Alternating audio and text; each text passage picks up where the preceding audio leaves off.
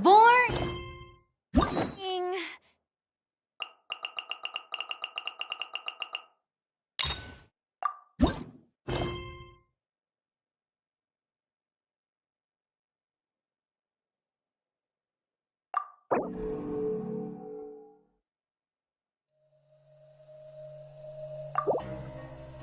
Isn't there...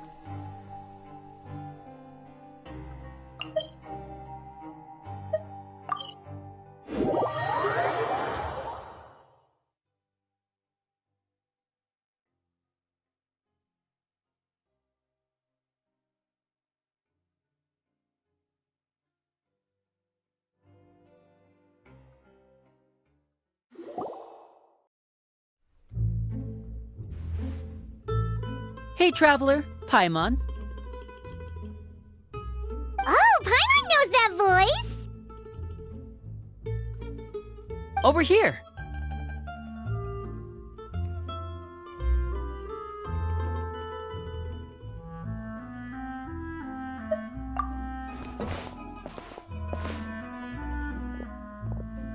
To borrow one of the more popular turns of phrase at the moment, this appears to be quite the fated reunion. Running into you two out of the blue like this has really made my day. I certainly wasn't expecting it. You can say that again. What brings you to Poisson? Wait, Paimon's got it! You must be here for one of your magic shows, right? Actually, we've run into a bit of trouble on the home front, so Father arranged for us to stay in Poisson for the time being. Oh, are Lynette and Fremine here too? Yep, along with most of the other members of the House of the Hearth. You may have noticed Poisson seems a bit more crowded than usual. So you're saying nearly the entire organization has moved to Poisson? Sounds like you've run into way more than just a bit of trouble. What's really going on? Well... Since the two of you are so curious, perhaps I can fill in the gaps. You scared Paimon half to death! Father, you're here. You know... On second thought, maybe we don't need to know? It's all probably super confidential House of the Hearth stuff, right? We totally weren't trying to pry or anything. No need to be nervous. I could sense your genuine concern from your conversation just now. Of course, I can also understand your confusion. Sending so many Fatui here to Poisson, it's only natural that some might suspect an ulterior motive to be involved. I understand. I'm well aware you've had your fair share of confrontations with the Fatui in the past, and I can't exactly guarantee that we'll remain on good terms in the future. As for right now, however, I would say we have little reason to be at odds, wouldn't you agree? The House of the Hearth could stand to be more open with those who have worked so closely with us in the past. As for the issue at hand, well, it hardly relates to any ulterior motive. To be frank, it all stems from a certain rumor circulating around the House of the Hearth. It's an internal matter. What sort of rumor? A rumor that a certain phantom child is hiding away in the House of the Hearth. A phantom child? Ooh, just hearing the name is giving Paimon the creeps. A spirit that should have long ceased to exist is lurking in the shadows of the House of the Hearth. So I decided to bring the children to Poisson before continuing to investigate the situation. I expect I should be able to track down the spirit fairly quickly. After that, it's just a matter of resolving the situation, if you will. It shouldn't be much trouble at all. If you're curious, or if you still have some concerns, it might be advisable to stick around for a few days. I'm sure the children would be exceedingly pleased to welcome some visitors. Lenny, I'll leave you to entertain our guests. I have some matters to attend to. Of course, Father.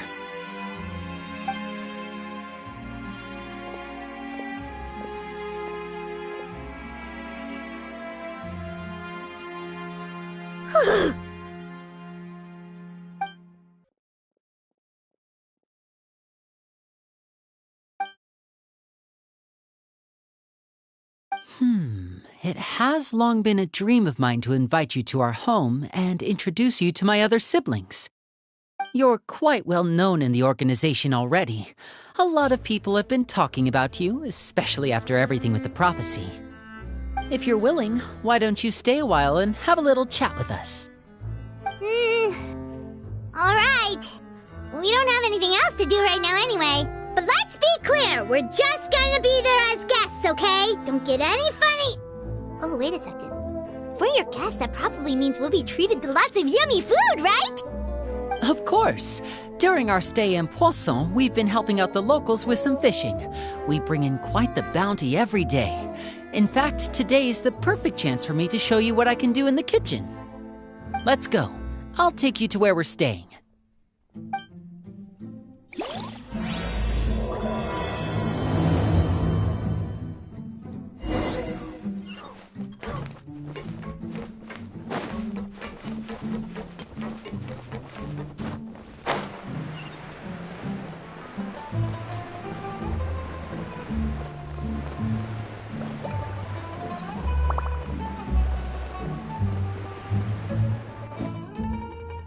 We rented this house from one of the locals to use as a temporary base. I'll come back later and tidy up a bit. After that, it should be all ready for you to stay in tonight.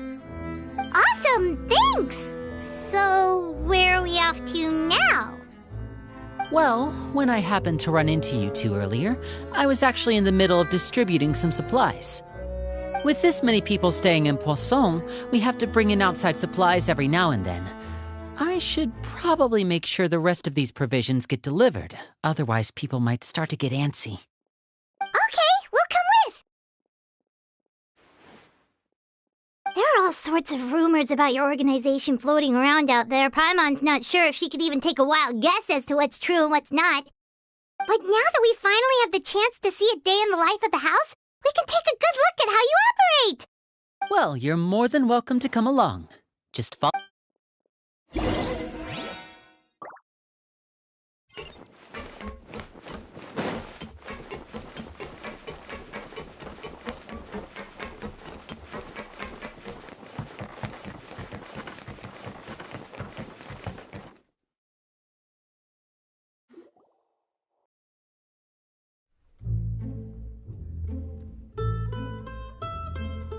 Linny! You're finally here! The supplies. I'm assuming you've... Brought them with me? Yep, here you go. Hello? Something caught your eye? It's the Traveler and Paimon! No way! Come here, everyone! Hurry! The Traveler and Paimon are here!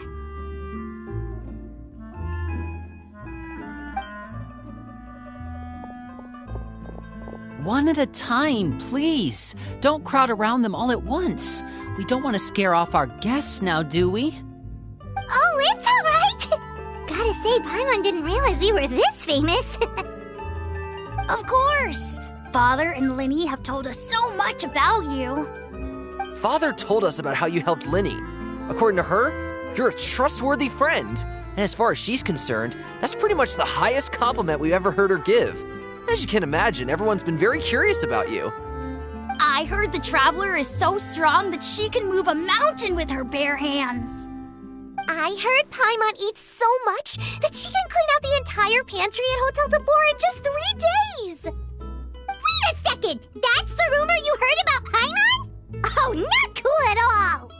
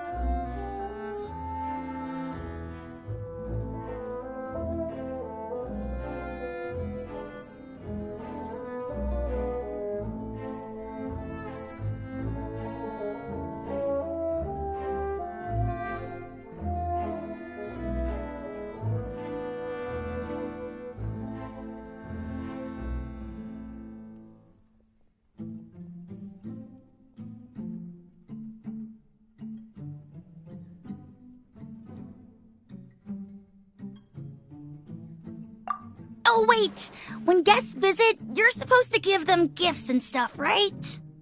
Oh, we don't need something like that. Besides, we don't have anything to give to you. Come on, we insist. I can give you some of my new potions. Just pick your poison. And by that, I mean medicine or actual poison. I've got both.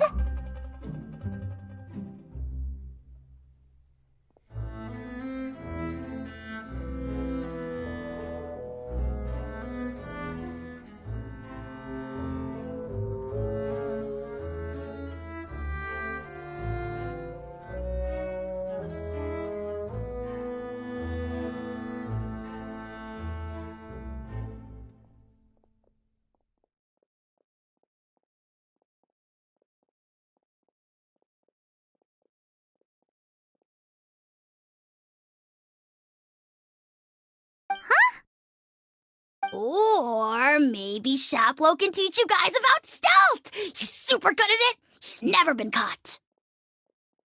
Ah, now that's not a bad idea. I know you usually prefer to fight head-on, but it never hurts to expand your bag of tricks, right?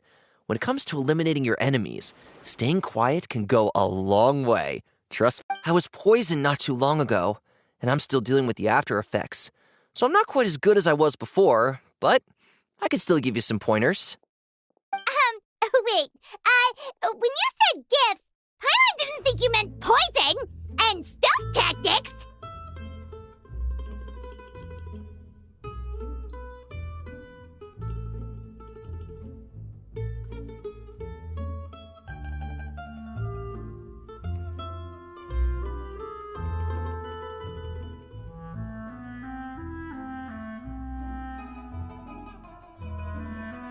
But those are the best things we can give you.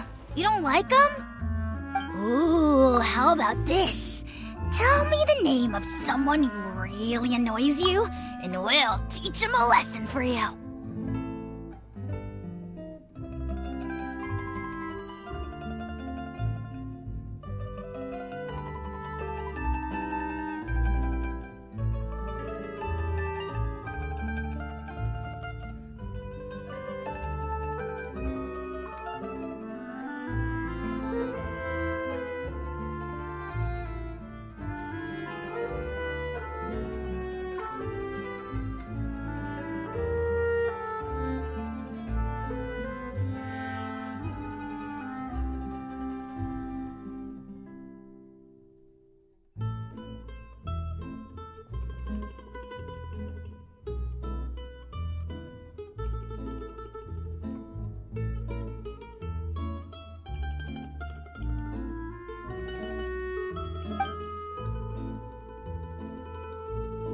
All right, Fold, Selwar.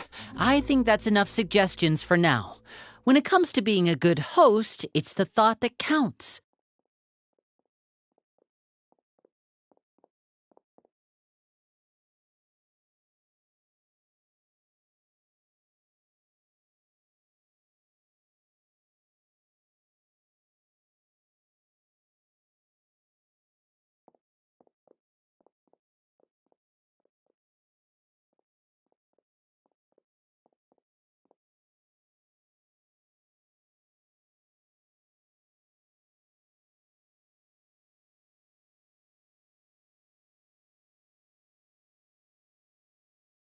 You don't need a physical gift to make our guests happy. In fact, pestering them with suggestion after suggestion might make them more annoyed than anything. I would say your enthusiasm has certainly gotten across. Really? Awesome! It's been so long since we have had guests to play with. If there's anything you need, just let us know.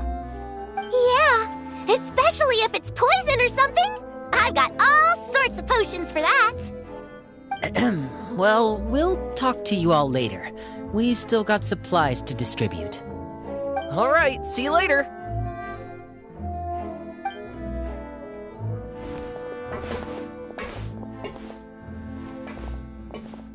Bye!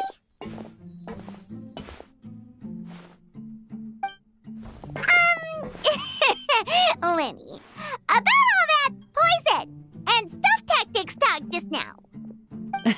Scared you, did it? That kind of talk comes with being part of the House of the Hearth. When Foltz was really young, he strangled all of his family pets, just out of curiosity. He was labeled a dangerous problem child and was abandoned by his family. Elwar has an unnatural obsession with potions. Father has forbidden her from trying all the different concoctions she comes up with, but she still tries to test them in secret. You really have to keep an eye on that one. Chaplot is around my age. While I'm mainly responsible for collecting intelligence, he handles surveillance. He's very passionate about his work and has no reservations about taking on some very difficult missions. I know you two probably aren't used to that kind of talk, but I can promise you they only had the best of intentions. Things like stealth tactics and developing different poisons, they really mean a lot to them. They were just trying to share the best of what they could offer, that's all.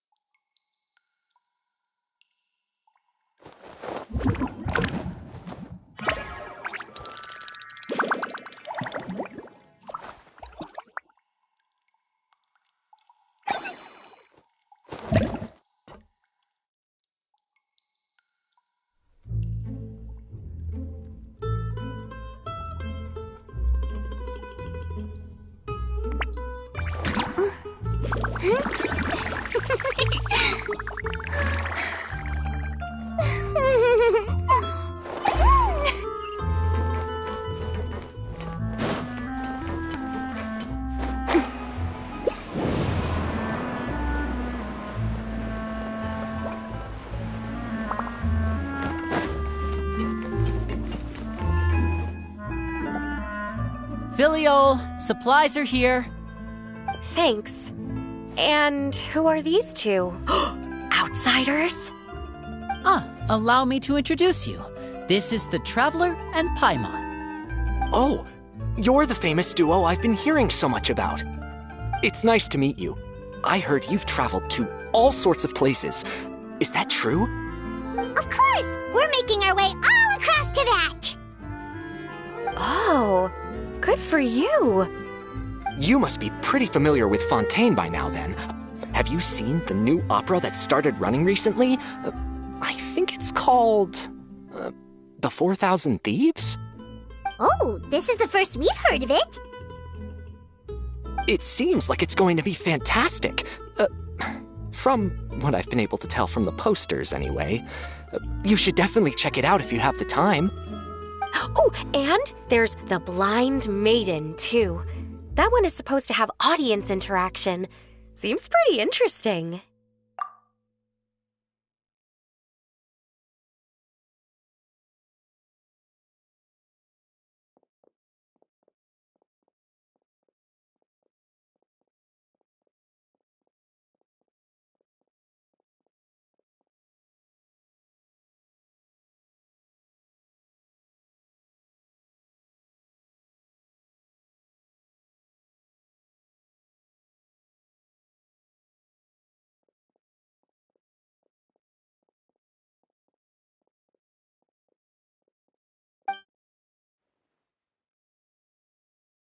After this mission is over, I think I'll go get a manicure.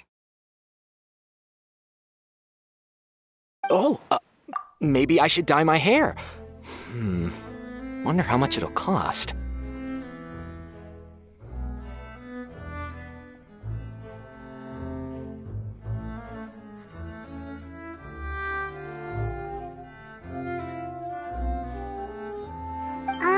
Is it just Paimon, or do these two seem much easier to get along with than the others? Looks like the House of the Hearth has some normal members after all. I heard that. Oh! Oops. I'm guessing you're referring to Foltz and the others? Yeah, we're definitely not all like them.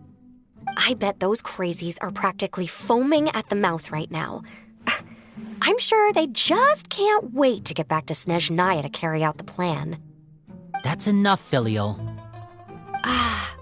Don't talk about family members behind their back, right? Whatever. Let's go. Guess this is goodbye then. If you ever have some time, we should go see the opera together.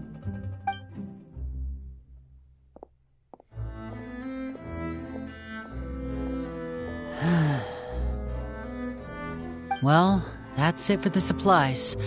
We should probably head back as well.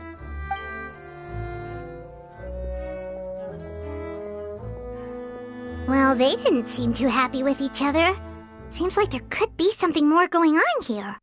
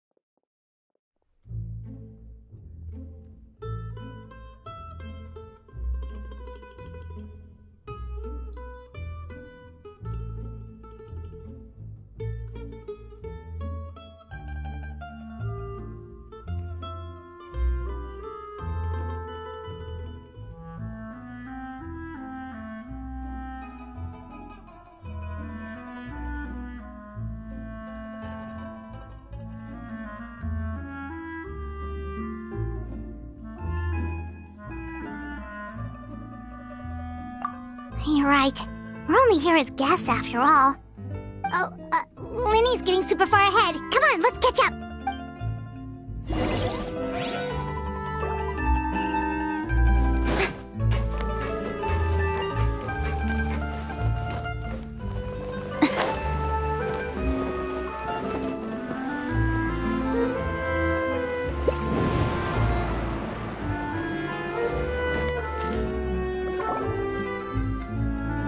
So, what do you think of the members you've met so far? Well, Father is always encouraging us to be strong-willed and independent. So if there's one thing we've got, it's people who aren't afraid to speak their mind. Well, I should probably get cooking. Wanna join? Of course!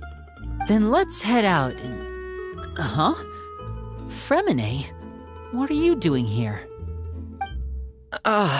Well, Fremine! Nice to see you again! Oh, you too. I heard you're here as guests of House of the Hearth. Welcome. We were just going to make some food. Why don't you come along? I could use some help in the kitchen, and I seem to remember you mentioning you wanted to make seafood soup for the traveler in Paimon. Seafood soup? Oh, Paimon's drooling already. Were you looking for something just now, Fremine? Maybe I can help. It's nothing. I just wanted to see if there were any extra supplies. Yeah, we've got some left over. What do you need? Some food and water, and some clean cloth, if possible. No problem. Give me a second here. Food, water... Wait a minute. What do you need all of those for? You're not on any missions as far as I'm aware, and you were just going to come eat with us. So what's this all about? I thought I'd grab an extra portion because I get hungry at night. Could be because I'm growing, you know, and... Fremine, you remember what I told you? You're not like me. Your lying skills still need some work. Tell me what's going on. Is it really bad enough that you have to keep it from your own brother? Maybe it'll be better if we gave them some space.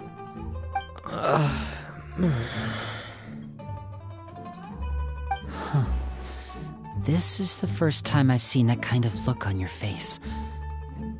Whatever happened, does it have something to do with Father? Yes.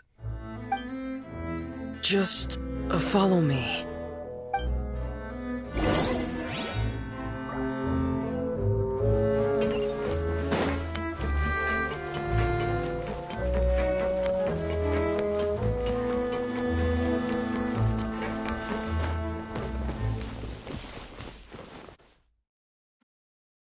You're back! Oh, and you've brought some friends with you this time. Hello, my name's Linny. I grew up in the House of the Hearth. And you are? Hi, Linny. I'm also a child of the House of the Hearth, just like you. You can call me Clairvy. Clairvy? It's nice to meet you. Does that name ring any bells, Linny? No, not at all. That's not a name we have on our roster, I'm sure of it. What I'm not sure of, though, is how she managed to sneak in. She must be the phantom child Father's been searching for. From the looks of it, I'm guessing you were the one that found her, Fremine. You, haven't told Father, have you? No, I haven't told anyone. I've just been keeping her hidden. For how long? About half a month now. So ever since we got to Poisson, then. Do you have any idea what you're doing? I know what I'm doing. Really? 'Cause from where I'm standing, it looks like you're hiding the very person Father has been trying to find. If Father finds out about this, everyone involved is going to be punished. You know the rules of the house, Fremine. I know you do. Father doesn't tolerate any form of betrayal. So why are you doing this? I've thought it through. And I just can't hand her over like that. Linny, don't you remember last year? Sheplo nearly died after getting poisoned during that one mission. He wasn't able to get back before the poison started taking effect, and not a single person was there to help him. That night, while I was sleeping, I heard a voice telling me to go save him. I opened my eyes, but I couldn't find the source of the voice.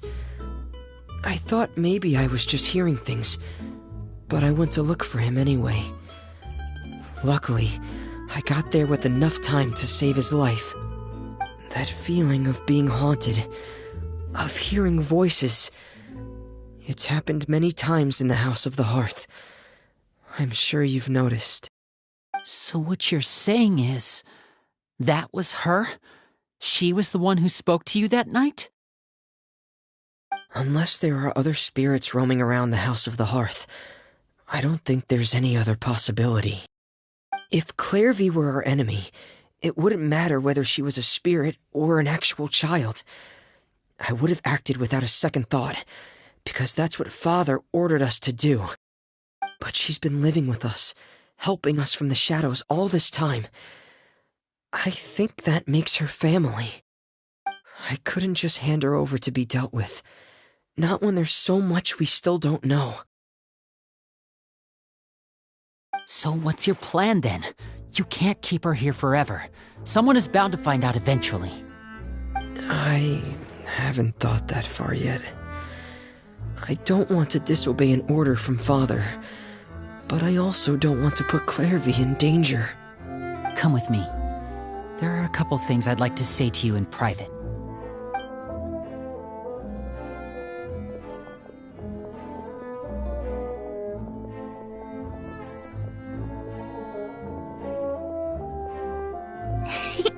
Those two sure care a lot about each other. Well, they got a funny way of showing it. From where Paimon was floating, it sure seemed like they were about to bite each other's heads off. No way! They have a really deep bond. I could tell right away, 'cause I also have a friend like that. I just don't know how long that kind of bond can last. The darkness in the house runs deeper than you can imagine. No one can get out alive. I'm sorry, Linny. I really didn't mean to drag anyone else into this. Oh, really? You didn't mean to? 'Cause I, for one, wish you did. Huh? What do you mean?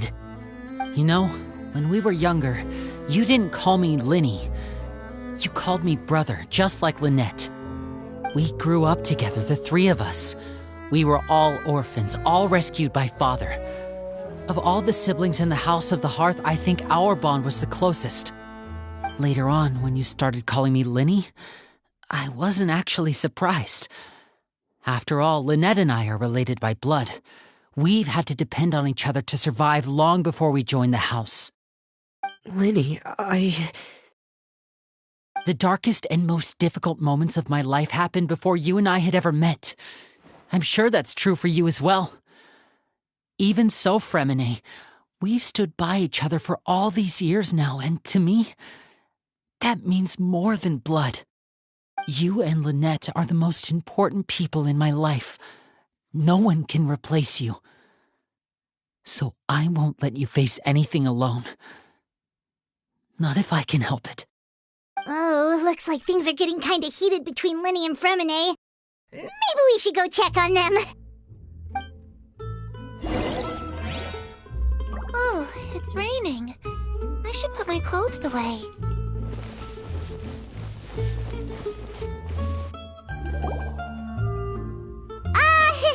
Hey, you two! Hope we aren't interrupting anything. Like a fight, or... Oh, wait a minute, Fremine. You're not crying, are you? Is everything alright? Everything's fine. Thanks for asking. Well, we're all friends here, right? We've been through so much together, so if there's anything we can do to help, just say the word. It's just a small family dispute. It's not something our guests should trouble themselves with. In fact, it might be better if your stay ended here. What are you getting at, Traveler? When guests are around, families are often on their best behavior. And any disputes are less likely to escalate. That's what you're trying to say, isn't it?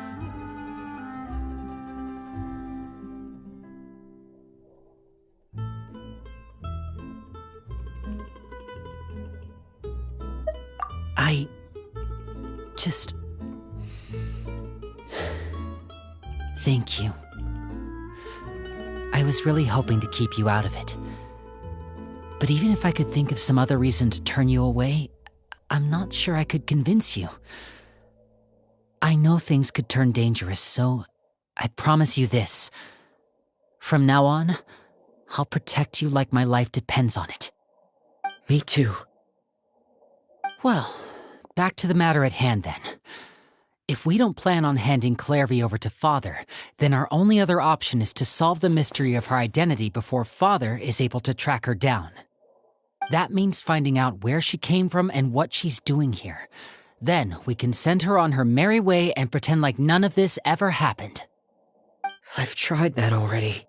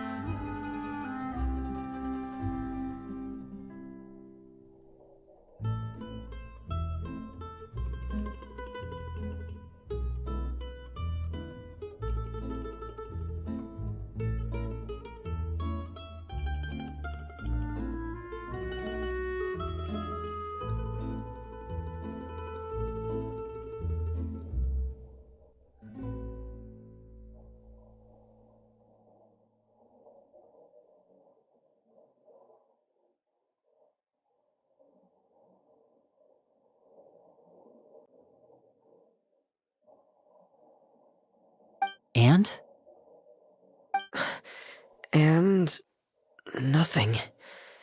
I tried taking her somewhere really far away, but after some time, she just reappeared. She even came with us all the way to Poisson. It seems like wherever the house is, she follows. I don't know much about spirits. Do you two have any ideas? Let's see here. Paimon remembers hearing something like, if you fulfill a spirit's last wish before they died, they'll let go of whatever's keeping them here and return to the ley lines. Oh, it's just that Paimon doesn't really remember where she heard that, so it's not guaranteed to work or anything. Well, sounds like it's worth a shot. Guess that means we should go ask her about her wish. But first, Fremine, I need you to promise me something. What is it? I need you to promise me that this will stay between the two of us. We're the masterminds behind this whole thing. No one else gets involved. Can you do that for me? Of course. I promise. All right. Then let's seal the promise just like when we were kids. Fist bump on 3. Ready? 1, 2, 3. I swear.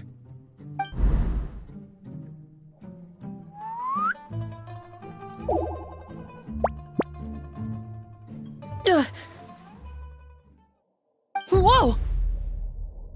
Lynette!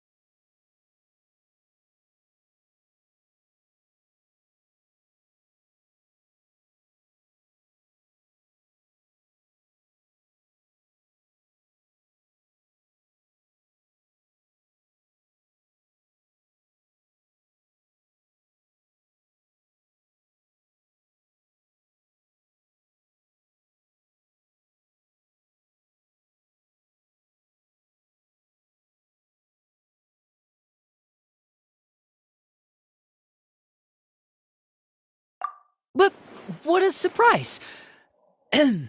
What brings you here, dear sister? And, when exactly did you get here?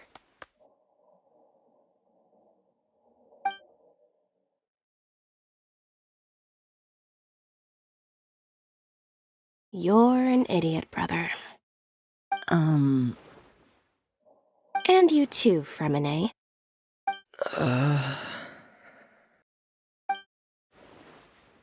You 3, Traveler. And you 4, Paimon. Wait, what did we do? I've seen Clairvy around the House of the Hearth before.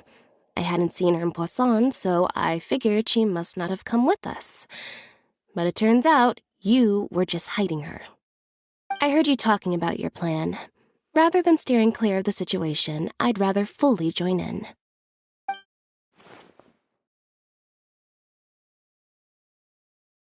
If you don't agree, I'll have no choice but to report everything back to Father. Simple as that. You're not giving us much wiggle room here, Lynette. Well, I guess we're all in this together then. After we talk to Clairvy, we'll figure out our next move. There's no time to lose. Let's go.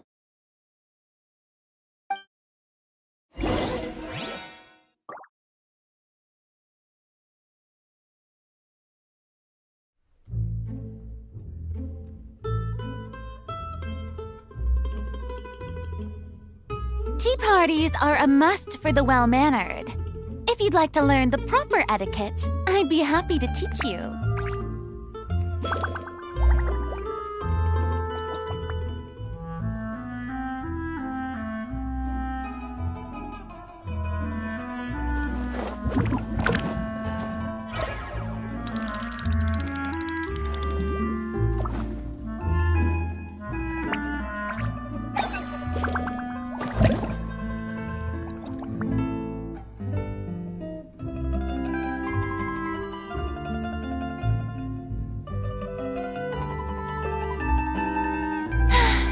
Being too popular can be such a hassle. Who knew the people would adore me so much?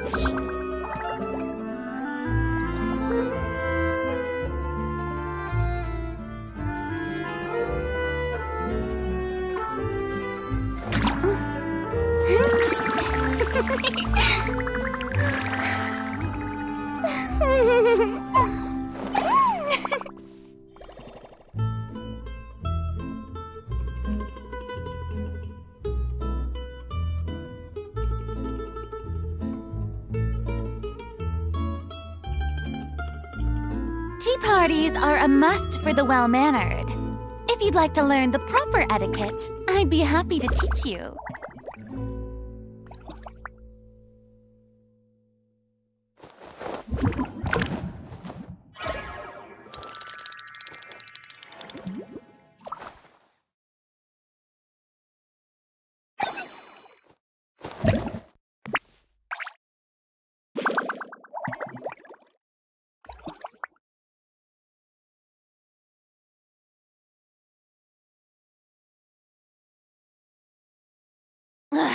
Boring! Isn't there anything else more interesting to do?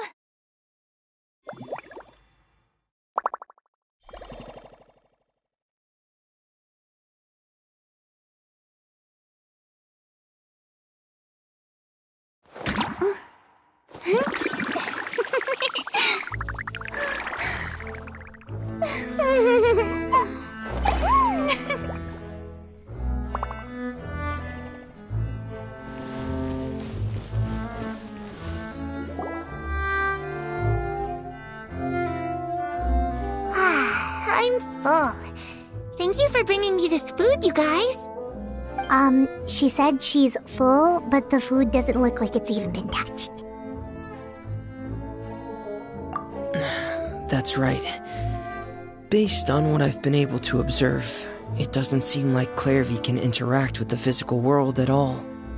Still, when she's presented with food, she'll always linger around it for a good little while. Maybe, in her mind, she really is eating those things. Does she know that she has already passed away? I've tried to ask her, but she didn't answer. My guess is that she's just as confused as we are. Or maybe she couldn't understand the question at all. Clairvy, if you've got some time, I'd like to ask you a few questions. Sure. Oh, another new friend. Hi, I'm Clairvy. Hello. Clairvy, how did you join the House of the Hearth? Huh? Isn't it the same for everybody? The knave brings you here and then you can't leave. It's just that your name, it's not on the roster. And I've never seen you before. The roster? Oh, I get it now. I think there might be some things you don't know about this place. The people in charge, they're not as nice as they look. They say they keep a roster, but it's not complete. There are a lot of people who aren't on it, and never will be. In this house, some people are family, and other people are just test subjects. Those kinds of people aren't ever going to get a place on the roster, unless it's the roster of people who've been executed. Wait, does that mean the knave... She... Is there anyone that can vouch for you? Perry, she's my best friend. She's the only one I trust in this place. Have either of you heard of that name before? No. Me neither. Clairvy, Perry. Neither of those names are on the roster. But it seems like she's telling the truth. Either that, or this kid's already got a bag of tricks bigger than mine. Maybe we should try a different approach. Clairvy, do you have a wish? A wish? It can be anything you want. Just imagine. It's your birthday, you're blowing out the candles, and your wish is...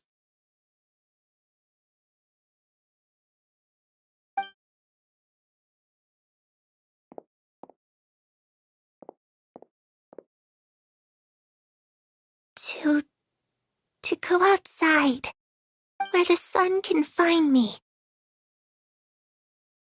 That's it? Well, that sounds easy enough. The darkness in the house runs deeper than you can imagine. No one can get out alive.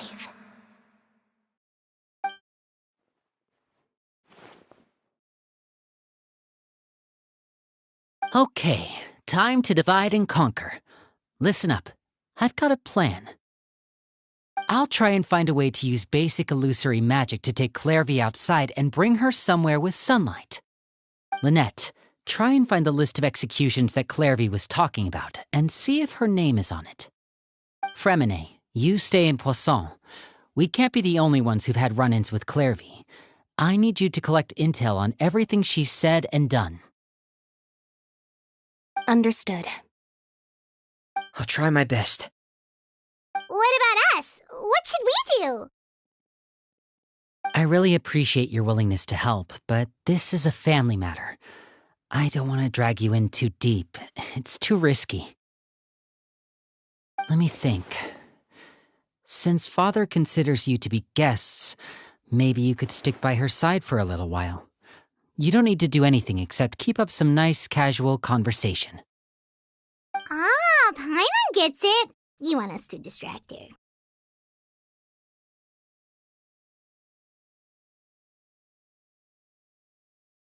I'll give you a magic bird. If Father suspects something, all you need to do is release it when she's not looking, and it'll alert me that something's wrong. Of course, that's only as a last resort. If Father doesn't seem to notice us, there's no need to make contact. We'll reconvene here tonight after all's said and done. If the worst-case scenario happens and we're discovered, just tell Father everything. We're not going to let our guests get punished for our own actions. That's where we draw the line.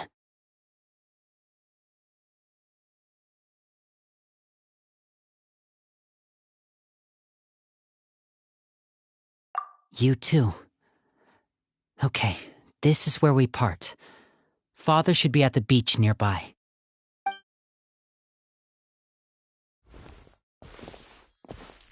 I really hope this goes well. No, it has to go well. That's the only way this can get resolved.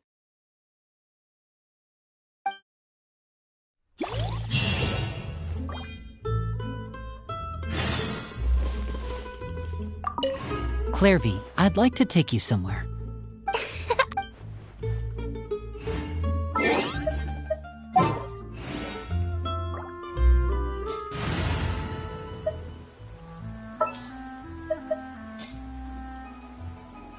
You lead the way.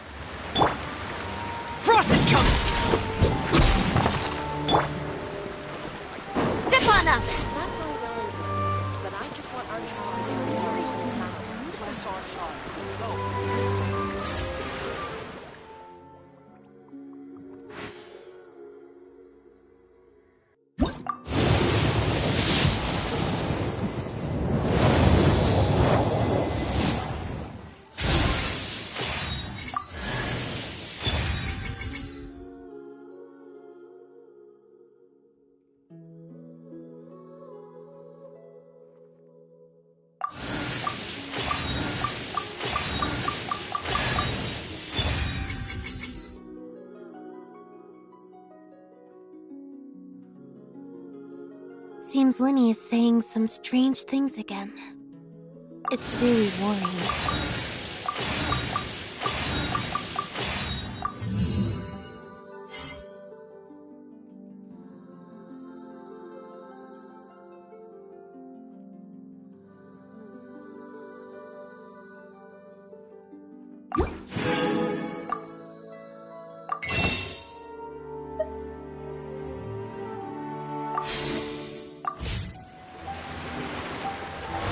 I wonder what my dear sister Lynette is doing right now. Missing me to death, I'm sure. Tea is ready. Now it's time for a short rest.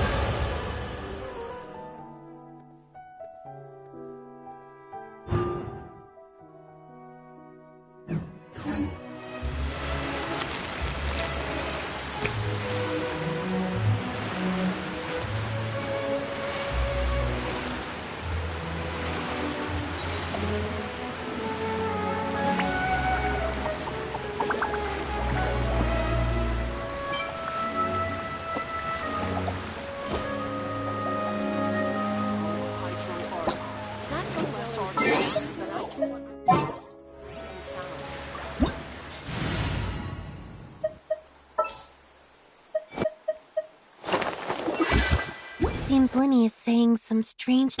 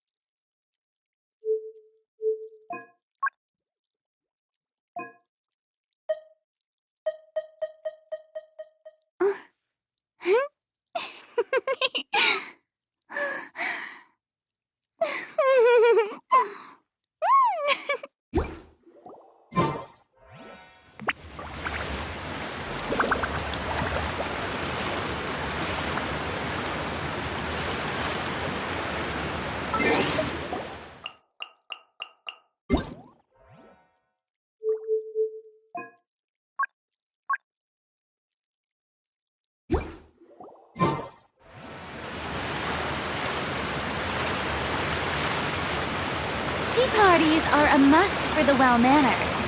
If you'd like to learn the proper etiquette, I'd be happy to teach you.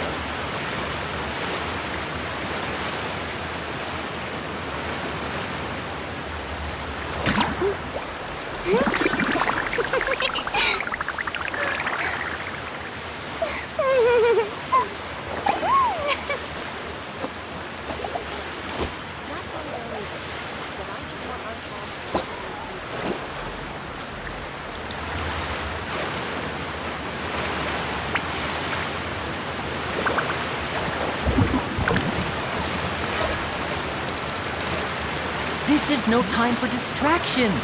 Seriously, you have a great magician standing right here. You don't want to miss the best part, do you?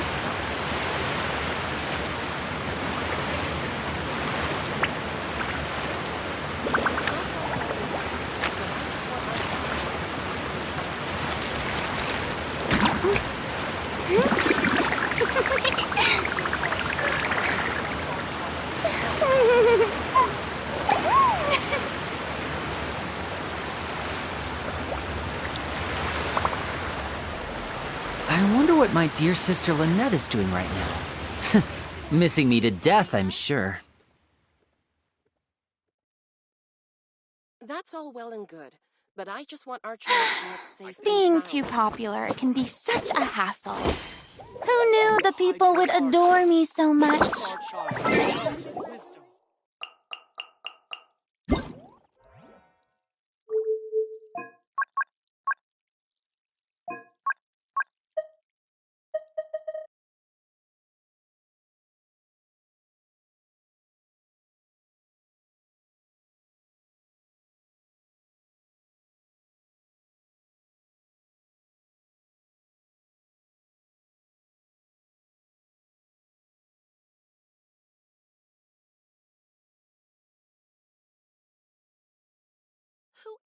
This is no time for distractions.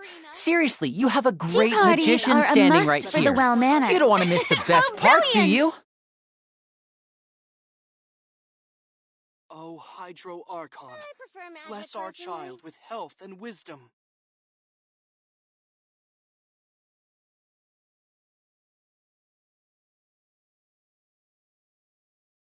Who else deserves to take the stage more than Lady Farina?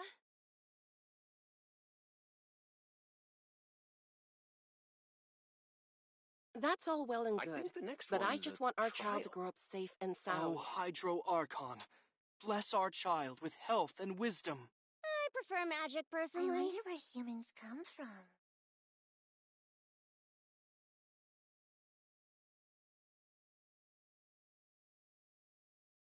So long as the audience thinks that seeing is believing, there's no limit to the number of tricks I can pull off. But I just want our child to grow up safe I and think sound. the next one's a trial. O Hydro Archon, bless our child with health and I wisdom. prefer magic personally.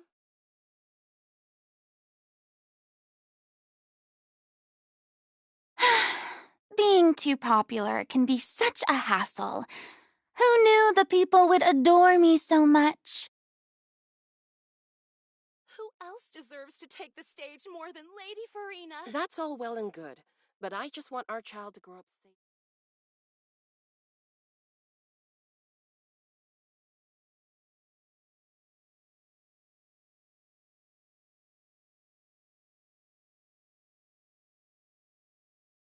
I wonder I where prefer humans magic come I think personally. the next one's a trial. O Hydro Archon, bless our child with health and wisdom.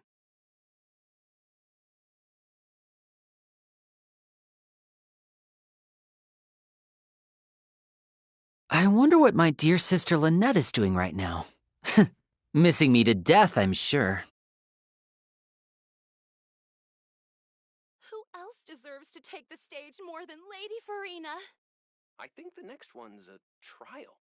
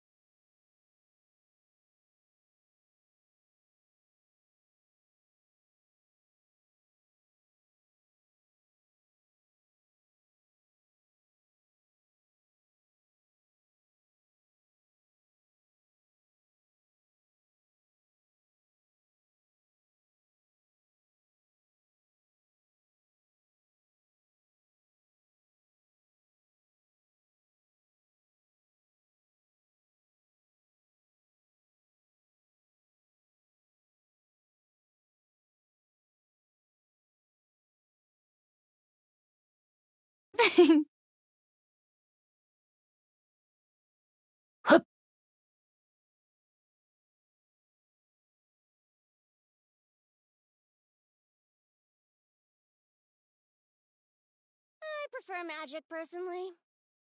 Who else deserves to take the stage I more than think the Lady next one's Farina? a trial.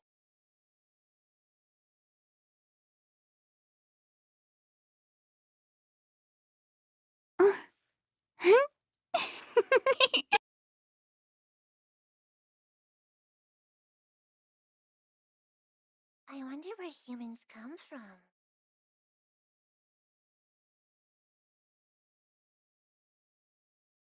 I think the next one's a trial.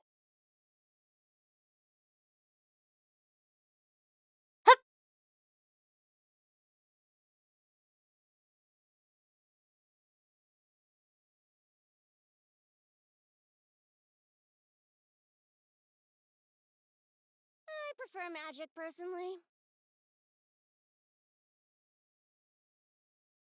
I think the next one's a trial.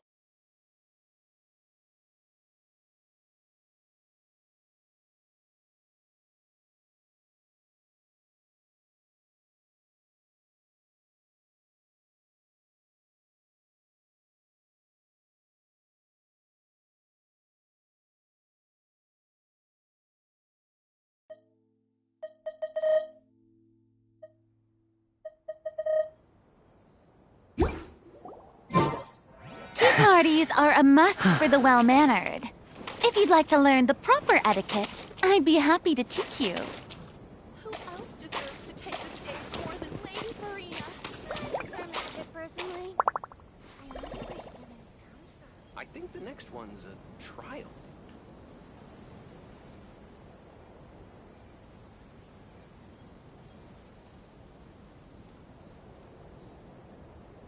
So long as the audience.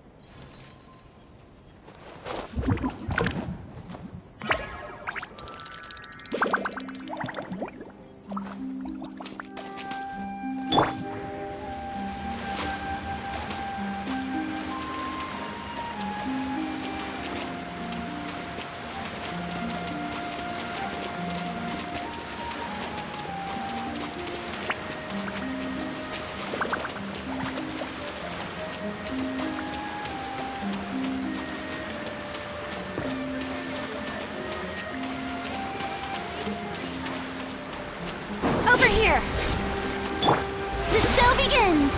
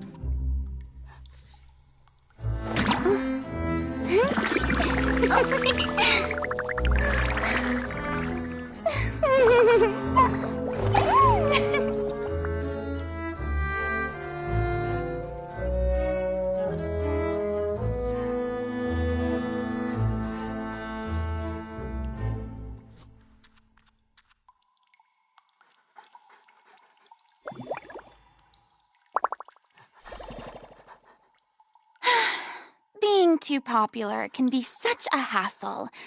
Who knew the people would adore me so much?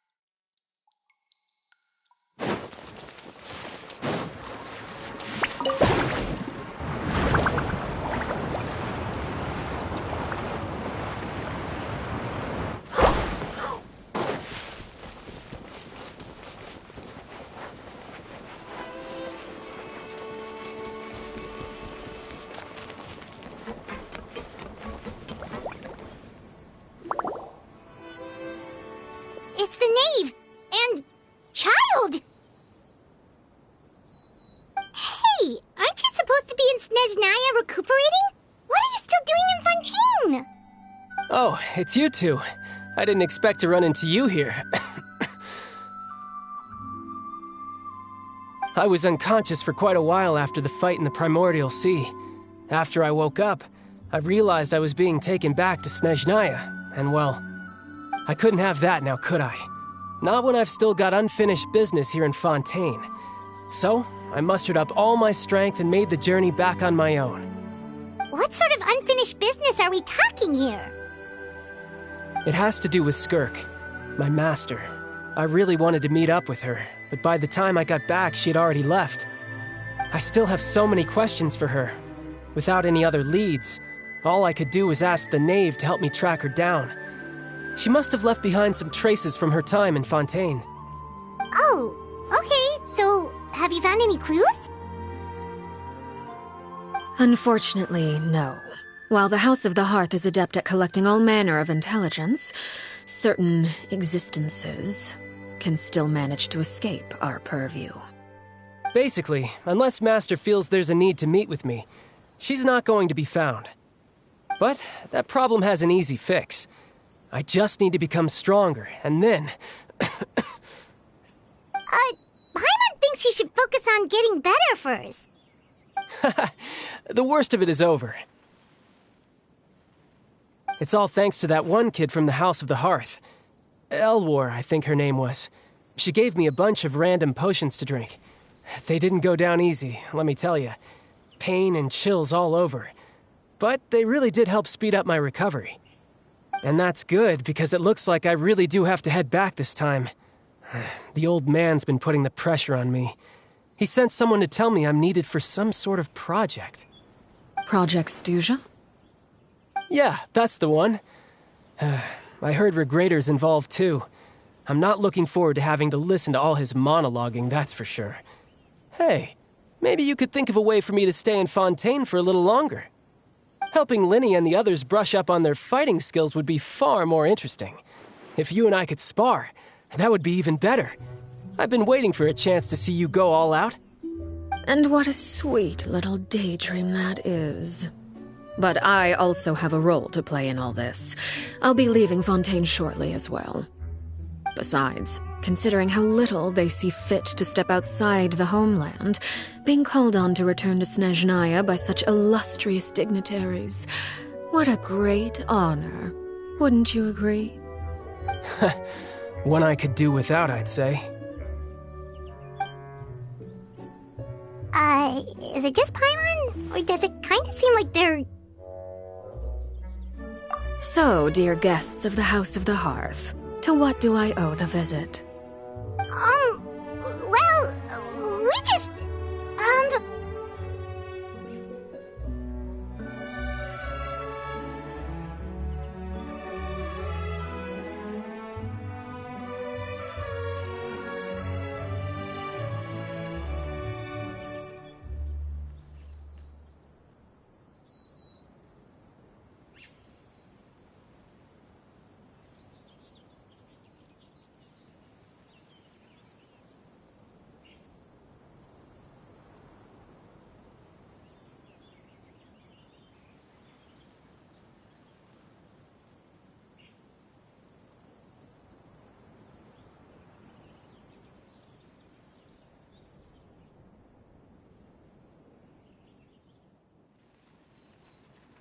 Right!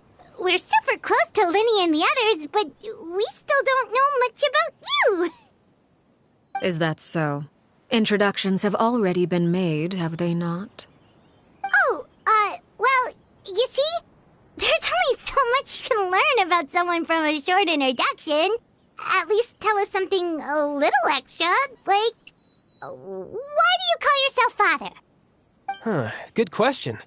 I'd also like to know. The fact that you have to ask tells me our intelligence work has been quite successful.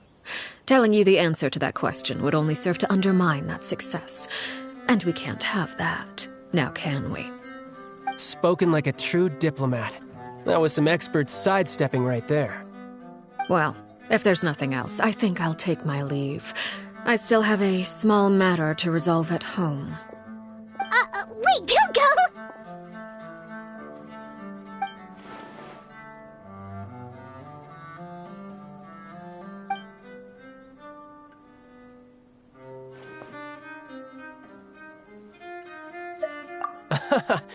I'd also like to hear the answer to this. I've met some of the members of your organization, and they all seemed like really good kids. They actually reminded me of Tonya and Tusser. Which, by the way, if you ever betray them, I'm just letting you know, I won't let you off easy. And why would I betray them? Well, you've already betrayed the House of the Hearth once, haven't you? At least, that's what I heard.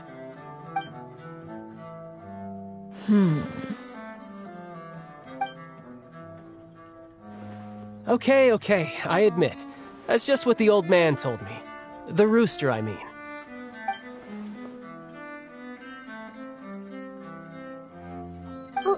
Wait, did you really do something bad to those kids?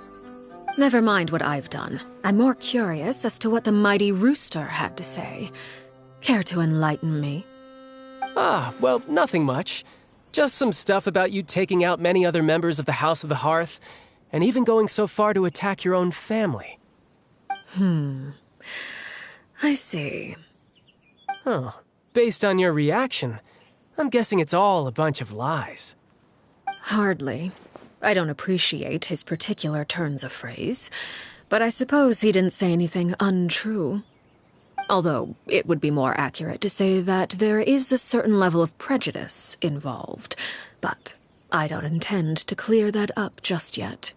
Prejudice has a funny way of concealing the real truth behind certain things, an attribute that I find to be quite advantageous. Call yourself a Fontainian, for example, and people will assume all sorts of things, when the real truth is that this is simply the land where I was raised. Huh?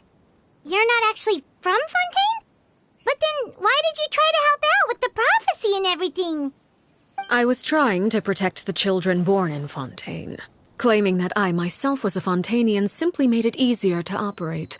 People would hardly suspect a fellow Fontainian of having any ulterior motives. Who wouldn't want to save their homeland after all?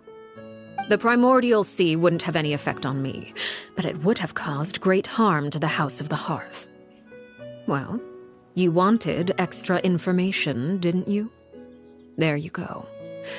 I hope that satisfied your curiosity.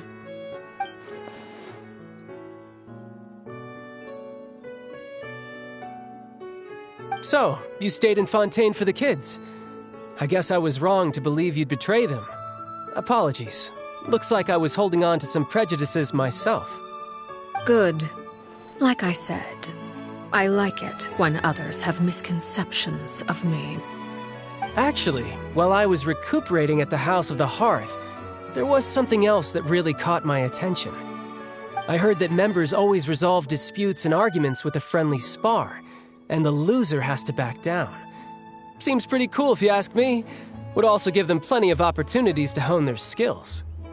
Well, that's only a recent development. In the past, such spars weren't nearly so friendly. The losing party would lose everything, including their life. They were that high stakes? Whew, at least that's not a thing anymore. Well, the current atmosphere's not half bad. I'm a bit jealous, actually. You've got so many family members around you, and you even get to live with them. Having a lot of family around means dealing with a considerable amount of bickering and scheming.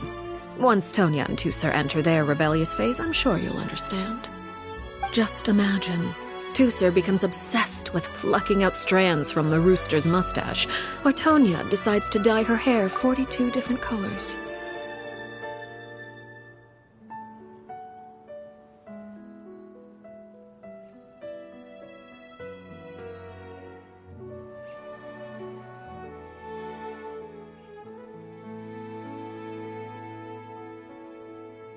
Okay. I get the picture.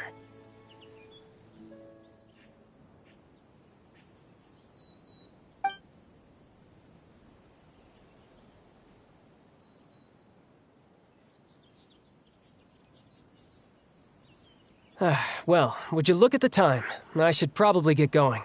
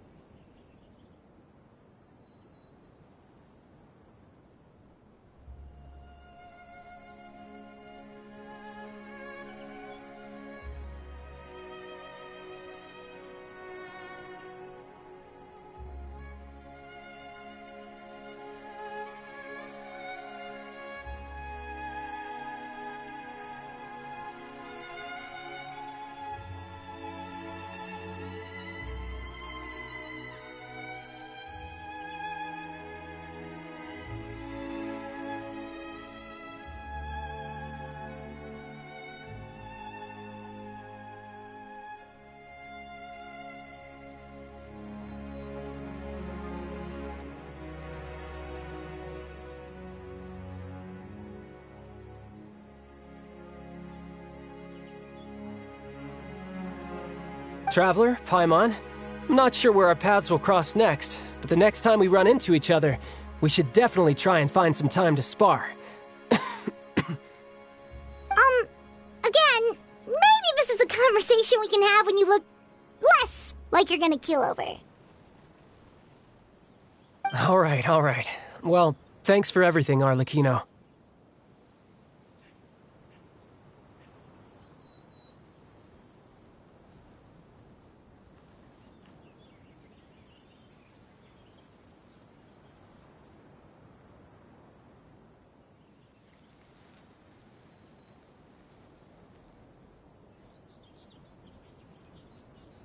No thanks necessary. You also played a part in obtaining the Gnosis. I would say we can call ourselves even. I like the sound of that. Well, I'm off. See you all some other time.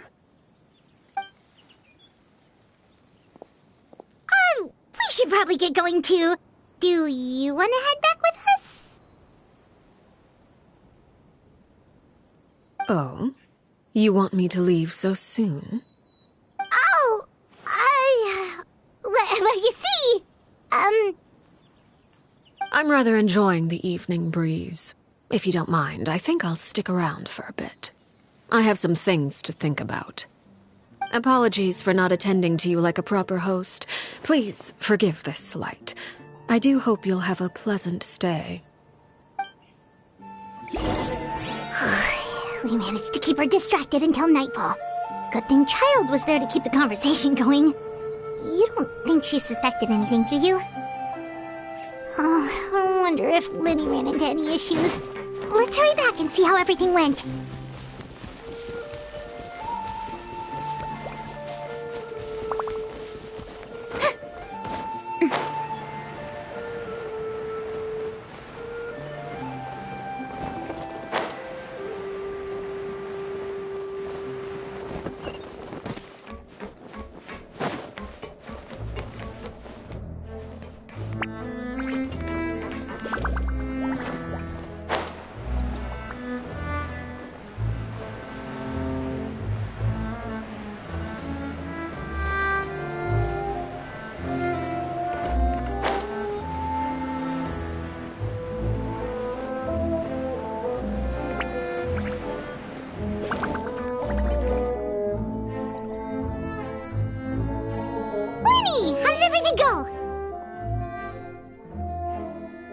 Well, long story short, we ran into a small issue.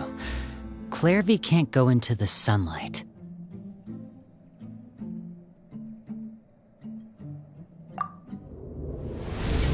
Everything was fine at first. She followed me up to the surface just like I told her.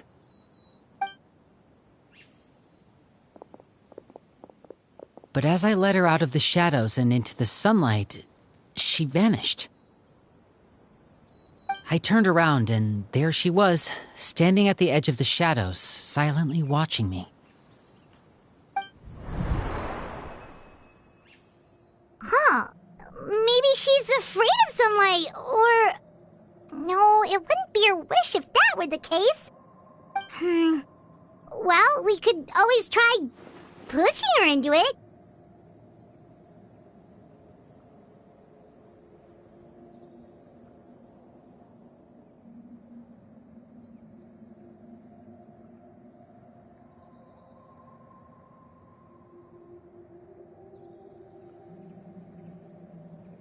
Oh, true. I've pretty much tried it all already. Nothing worked. Eventually, the sun went down, so all I could do was bring her back here. How did it go with you, Lynette?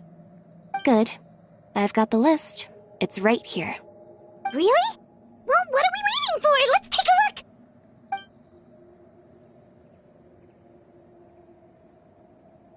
Oh, that's a lot of pages. Oh, it's gonna take forever to get through it all. We can each take a section. Here.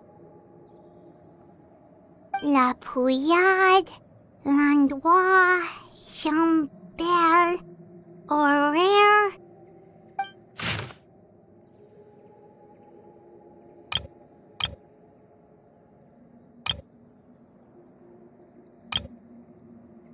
Oh, yikes. That Aurora guy has a huge scar on his face. He's kinda giving Paimon the creeps. I've met him before. The scar is from an injury he received during a mission. I still remember him joking with me about it. He said any future lover would take one look at him and then lose all interest. Did he say anything else? Well, I asked if there was someone he was interested in. He said no, and that's where our conversation ended. It was only later that I learned he really did have someone he liked. He risked everything to escape so he could be with her, but it didn't work. One day, Father asked to see him, and, well, I never saw him again after that. Wait, so that means the knave, she... It may seem cruel, but it's just one of the rules of the house. Betrayal is not to be taken lightly. We know too many secrets to come and go as we please. So, if you do try to leave, you pay with your life.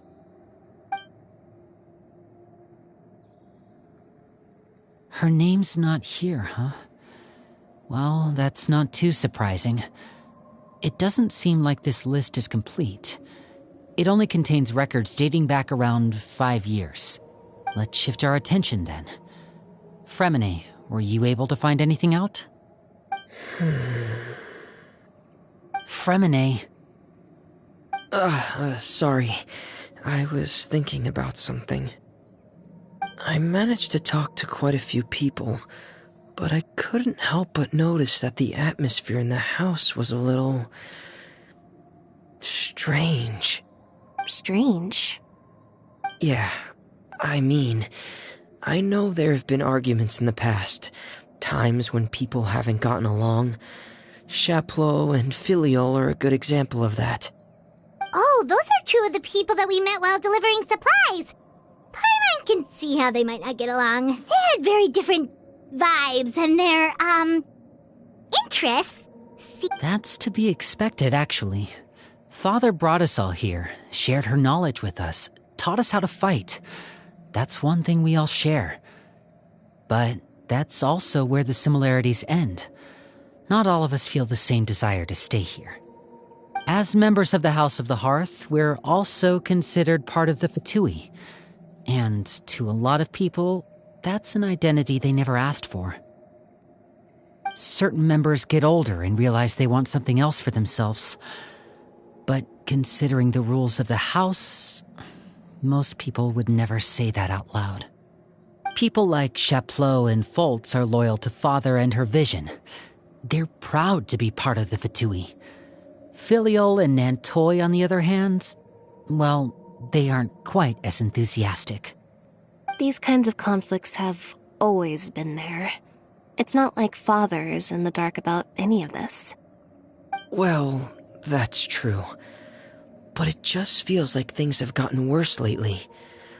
Filiol and the others, it seemed like they were meeting in secret to talk about something.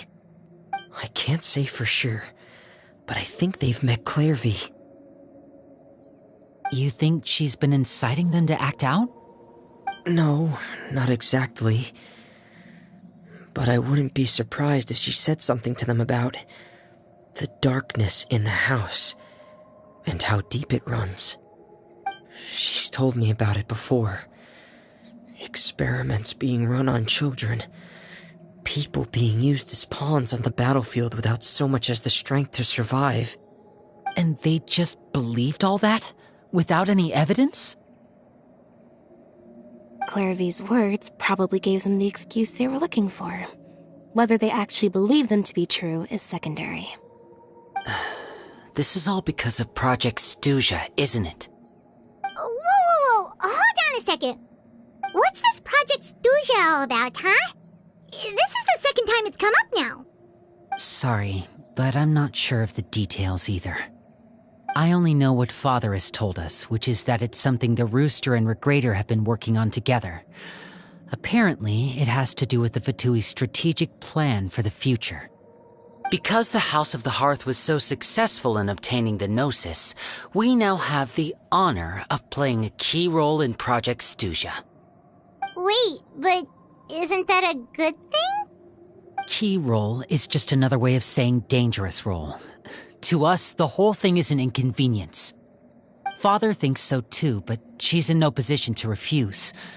Their plan isn't exactly unreasonable, and they've been funneling the house a lot of funding.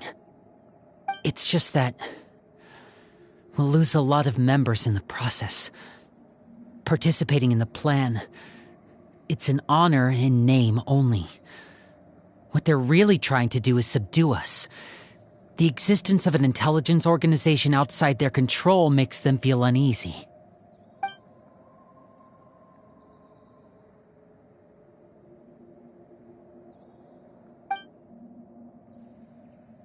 Okay, super complicated top secret Fatui business aside, what does all of this have to do with the conflicts you were talking about earlier? Paimon doesn't— External pressure has a way of exacerbating internal strife.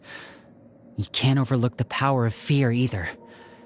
People are afraid of dying, and that fear is often the impetus for a lot of stupid decisions. I thought resolving the Clairvy situation would make everything go back to normal. But it looks like things are more complicated than I thought. If we leave Filiol and the others to their own devices, sooner or later, Father will be forced to take action. We can only focus on one situation at a time, brother. You're right. Even if we confront Filiol and the others, it won't do any good. It might even make matters worse. We should focus on Clairvy for now. Well, it's getting late. We should head back and get some rest. We'll try again first thing tomorrow. Lynette, you stick with me this time. Fremine, keep a close eye on Filiol and the others. Make sure they don't do anything they'll regret. Good work today, everyone. Have a good night, and I'll see you tomorrow.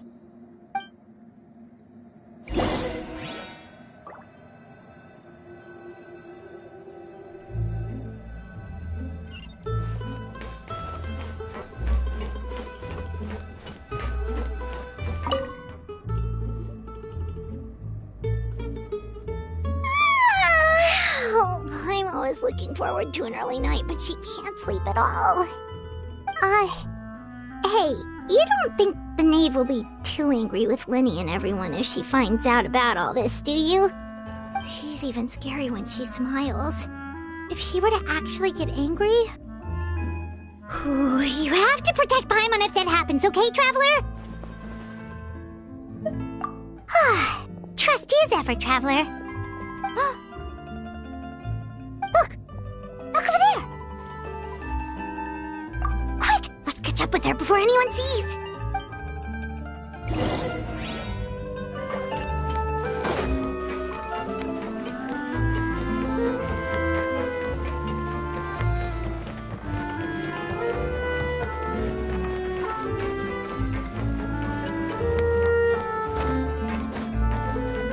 Over there!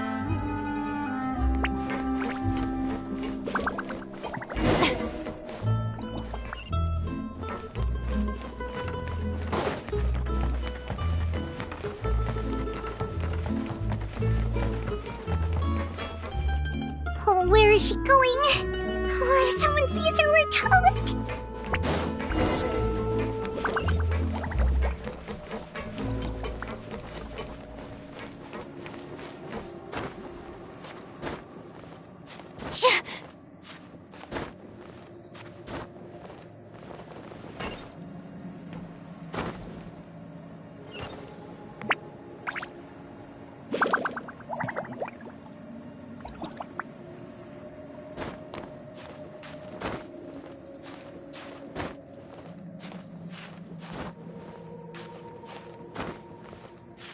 Huh?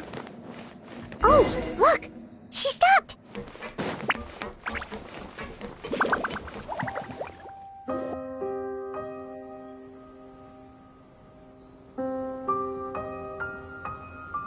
Clairvy! Shh! I opened the window while no one was looking. Look how pretty the outside is.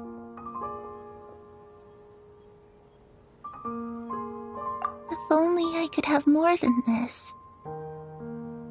You probably think I'm being silly, huh? All this hopeless resisting. It's better to dream of what I could have than try to make it a reality, right? Please, help us get on the same page here, Clary. We need you to tell us what you know. Can you do that? Sure. Although, after you hear all this, I think you might regret that decision. Everyone in this family is nothing more than a tool, something to be used and exploited. We're all expendable, including me. As long as you're useful, you get to stick around. Lose your value, and you're handed over to the doctor, experimented on, and given a fate worse than death. I've seen it happen again and again, and I've had enough. You're saying the knave did all that? It's just, that doesn't seem like something she would do. She's scary and all, but it seems like even she has lines she wouldn't cross.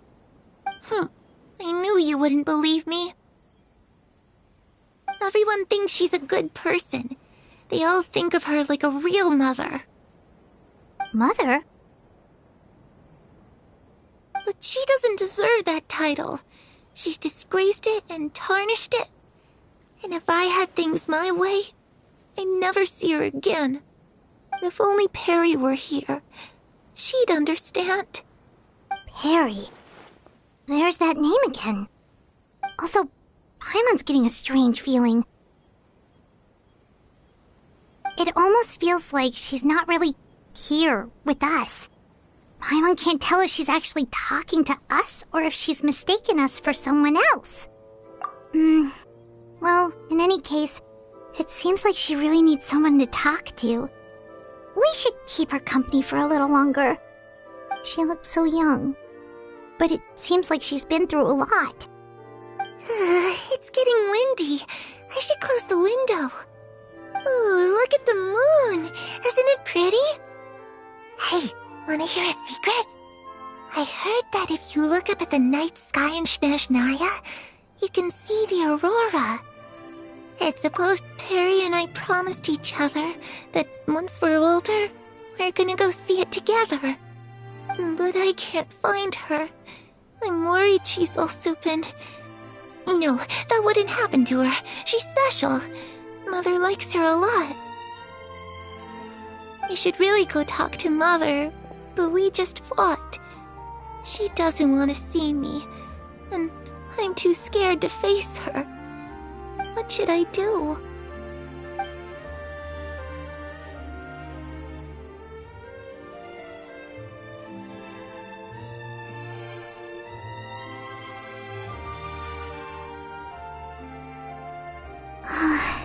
Paimon really doesn't understand what's going on with her. Well, let's head back.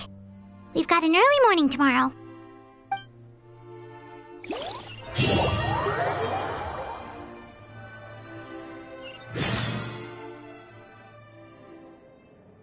All right, looks like we're all here.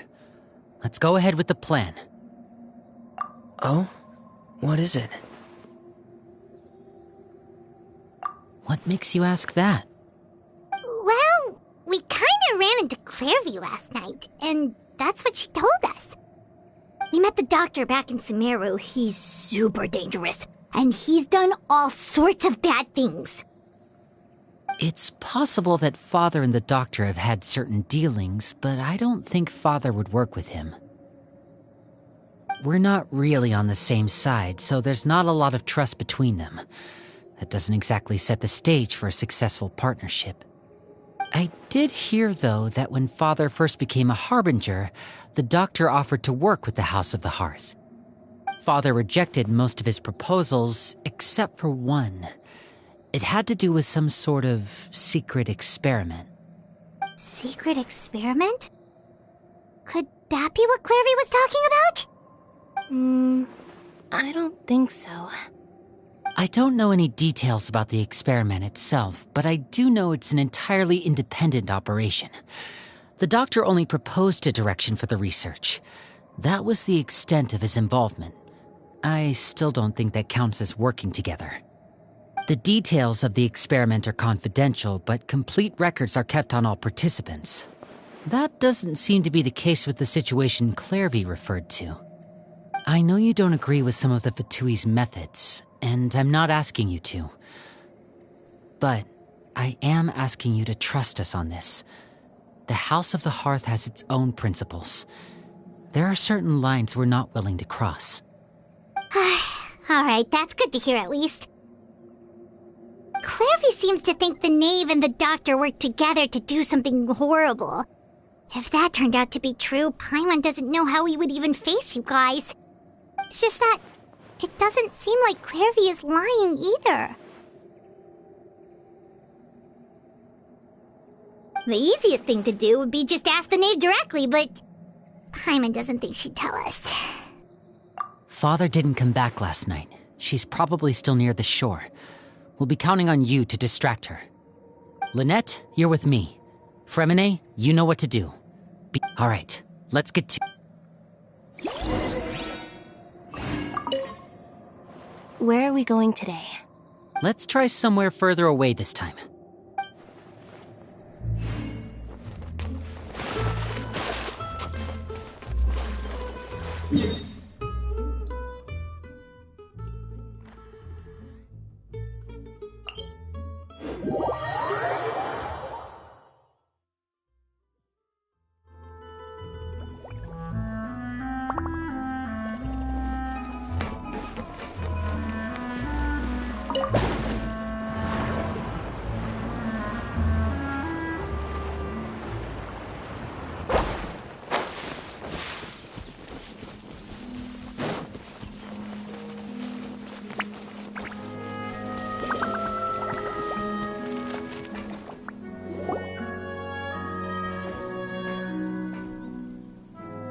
Ah, it's you two again. I must say, you look a bit pale. Did you have trouble sleeping last night? A little. Perhaps if you had less on your mind, you'd be able to absolve yourself of such troubles. So what are you planning to do now? Catch up on some sleep? Or should I give you some time to rack your brain for a topic to discuss before I ask any questions? Although I must profess to being curious. Without child here, how do you plan on distracting me? Us? Distract you? A good one. But no, we were just here for a chat. Looks like you could have used some extra time to think. No matter. If you don't have any other plans, why don't you accompany me somewhere? Don't worry. I'll be sure to steer clear of any scheming children. The ocean breeze is sure nice today. Children always think they can hide things from the grown-ups. But nothing gets past me. Least of all a little scheming. I think I'll let them have at it for a little longer. I can be very patient. Well, I'll leave you to think things over. If you're so inclined, meet me outside the Palais Mermonia. Good things come to children who do as they're told. So I do hope you decide to tag along. If only for your friends' sakes. What should we do? She clearly knows about everything we've been doing, and Paimon doesn't think it'd be a stretch to say she was threatening us just now.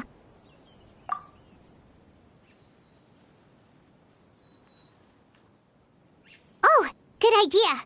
Hopefully he sees it in time. Well, we should probably head to the Palais Mermonia.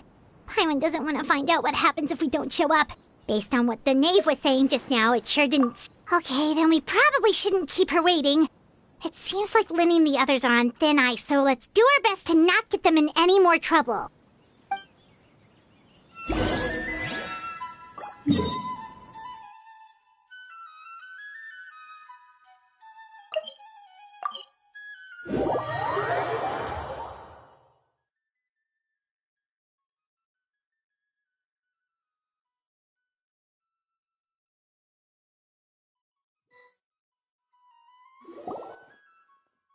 Seeing as we still have some time before my meeting, we might as well enjoy some pleasant conversation while we wait.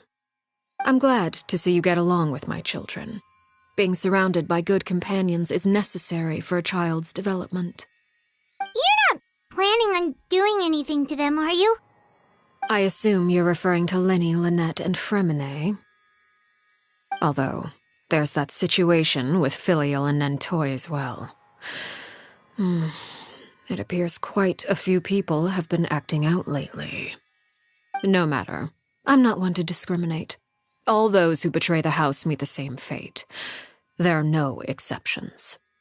Does that mean you're going to kill them? Oh, are you here to beg for their lives? I'm sorry to disappoint, but the rules of the house change for no one. In my organization, everyone is responsible for their own actions. But don't you care about them at all? They really respect you. They even call you father. You must feel something for them. Any organization in which feelings come before principles is one destined for ruin. The House of the Hearth is hardly an exception. You could say our principles are more stringent than most. Perhaps I can offer you this consolation at least. As our guests, you two will not be held accountable along with them. I would imagine Linny, Lynette, and Fremine will be able to keep their lives. As for Filial, Nentoy, and the others, I'm afraid there's little I can do. They can try to escape, but once you know our secrets, there's no getting out alive. But that's awful. Ah, you seem concerned. Out of consideration for my guests, I suppose I could turn a blind eye for a little longer. If Linny and the others manage to dispose of Clairvy in the meantime, all evidence of their wrongdoing will be lost. In that case, I could hardly punish them for something I couldn't prove. If their efforts are unsuccessful, on the other hand, all will be held accountable, and the punishment will be severe. Of course. Oh, and here, I believe this belongs to you. Do try and keep better track of it next time. It takes a considerable amount of time to train a bird like this. It would be such a pity if you were to lose it. Permanently. Wait, where did you get that? Well, I'm afraid that's all the time we have to chat. Now, for the matter at hand. I asked you to meet me here because I have business at the Palais Mermonia. It has nothing to do with you, but I think it would be prudent for you to stick by my side for the time being. There will always be time later to run off and tell Linny what you've learned. Well, time to go. Looks like we wrapped things up just in time.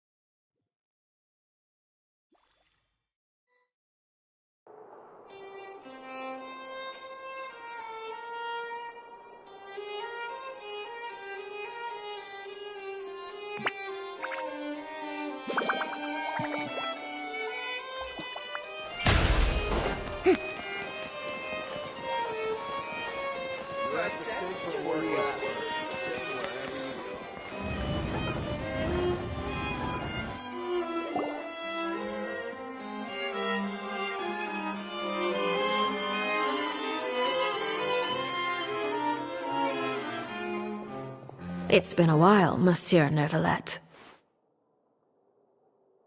I must say, I wasn't expecting my meeting request to be approved quite so quickly.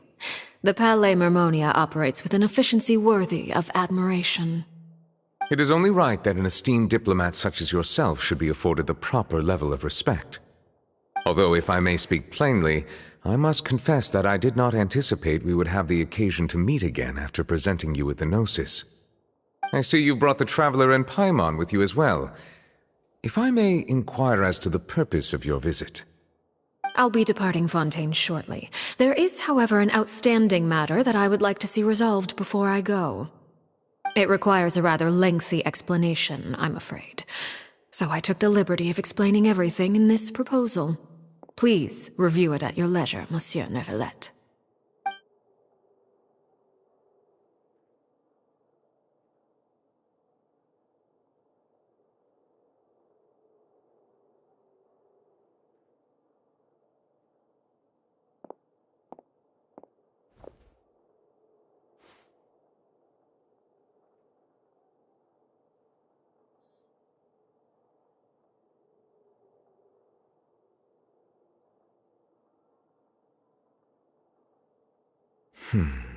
I understand your request.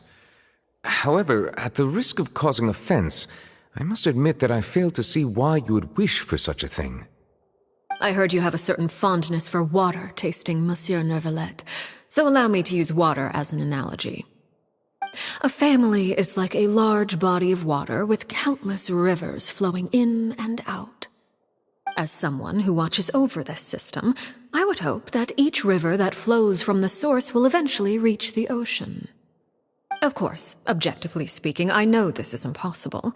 Most of the rivers will dry up along the way, disappearing into the ground and leaving nothing but a barren riverbed behind.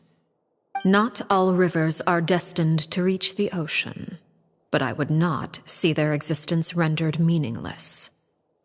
I believe the water that flows within them is simply meant for a different destination, like a field in need of irrigation. Or perhaps the glass of a certain water-tasting enthusiast. Did you get any of that, Traveler? Your words paint an optimistic picture indeed. Allow me to remind you, however, few among us are willing to sip from a glass filled with tainted water. It may have been tainted at one point in time, but not to worry. I'll make sure it's strained of all impurities and returned to its cleanest form.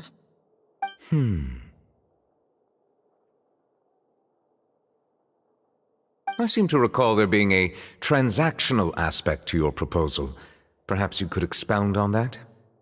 If you accept my proposal, Monsieur Neuvillette, I will gradually withdraw my forces from Fontaine. And, unless absolutely necessary, I will no longer carry out any special missions within Fontaine. I presume I can take your words to mean that, in the future, cases similar to the Tartuffe assassination will cease to cross my desk? Tartuffe? Ah, that thief who embezzled funds from all those charities, you mean? My deepest condolences to his family, but without any evidence, I cannot imagine how the House of the Hearth might have been involved in his passing. Of course, if you accept my proposal, Monsieur Neuvillette, I'm sure certain measures could be taken to reduce the frequency of such troubles. You choose your words carefully indeed. In that case, I am inclined to accept your proposal. My thanks for your generosity, Monsieur Neuvillette. Well, with that settled, we should be going now. I took the liberty of bringing along 2 bottles of spring water from Snezhnaya for you to enjoy. I do hope I get the chance to hear your impressions. Perhaps at our next meeting, yes? Indeed. I trust you would not overlook your commitment in the meantime. All right, Traveler Paimon. Time to go.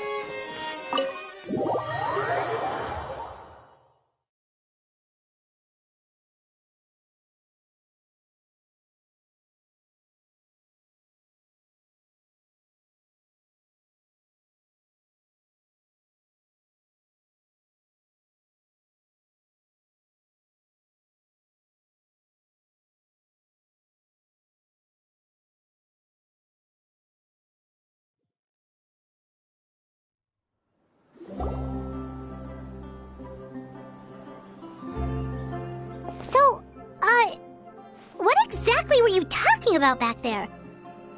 Paimon only heard you mention some rivers, a large body of water, and then some kind of irrigation scheme. You really want to know? I would imagine there might be more pressing concerns at the moment. Lenny, Paimon really hopes everything's going okay.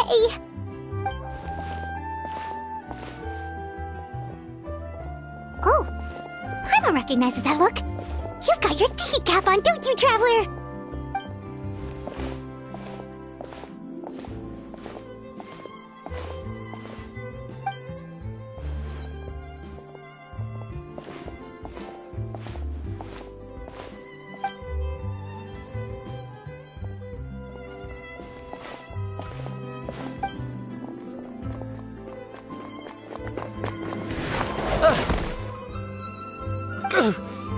Oh, shoot. Are you alright? Oh, jeez, I'm so sorry. I was so focused on selling these papers, I wasn't looking where I was going. Well, let me make it up to you at least. Here, take this paper. On the house.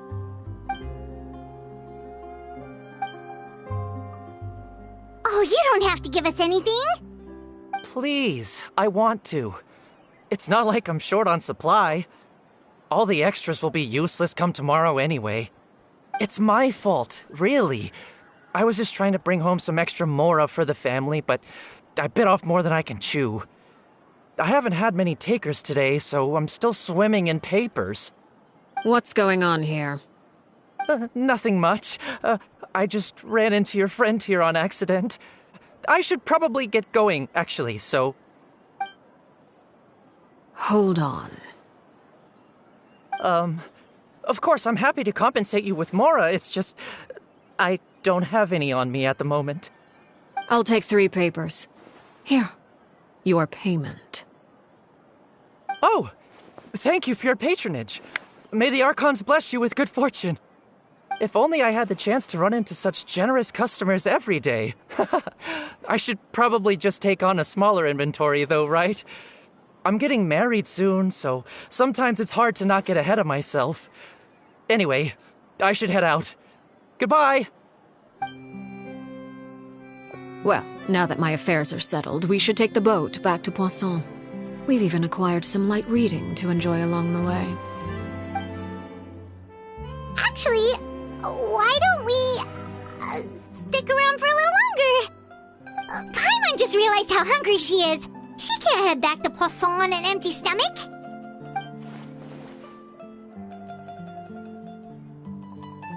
It appears you two are under the impression that delaying our return will somehow alter the situation in your favor. I'm sorry to ruin your fantasy, but your efforts are meaningless. That being said, I could be persuaded to give Linny some extra time. I just have one condition. If you agree to my request, I'll even answer some of your questions. You're quite curious about Claire V, are you not? And my relationship to her. Wait, why are you being so generous all of a sudden? You're not gonna ask us to do something bad, are you? You overestimate yourself. You don't have the talent for bad things. Then what can you possibly... The most important consideration in a negotiation is that both sides receive something they want. Demands and threat. Wonderful. Here it is. When the time comes, make the choice that you deem most appropriate in the situation, and lend your help to the House of the Hearth. Okay, sounds normal enough. But what do you mean, when the time comes? When is that supposed to be? That is for you to decide. Then we have a deal. Follow me.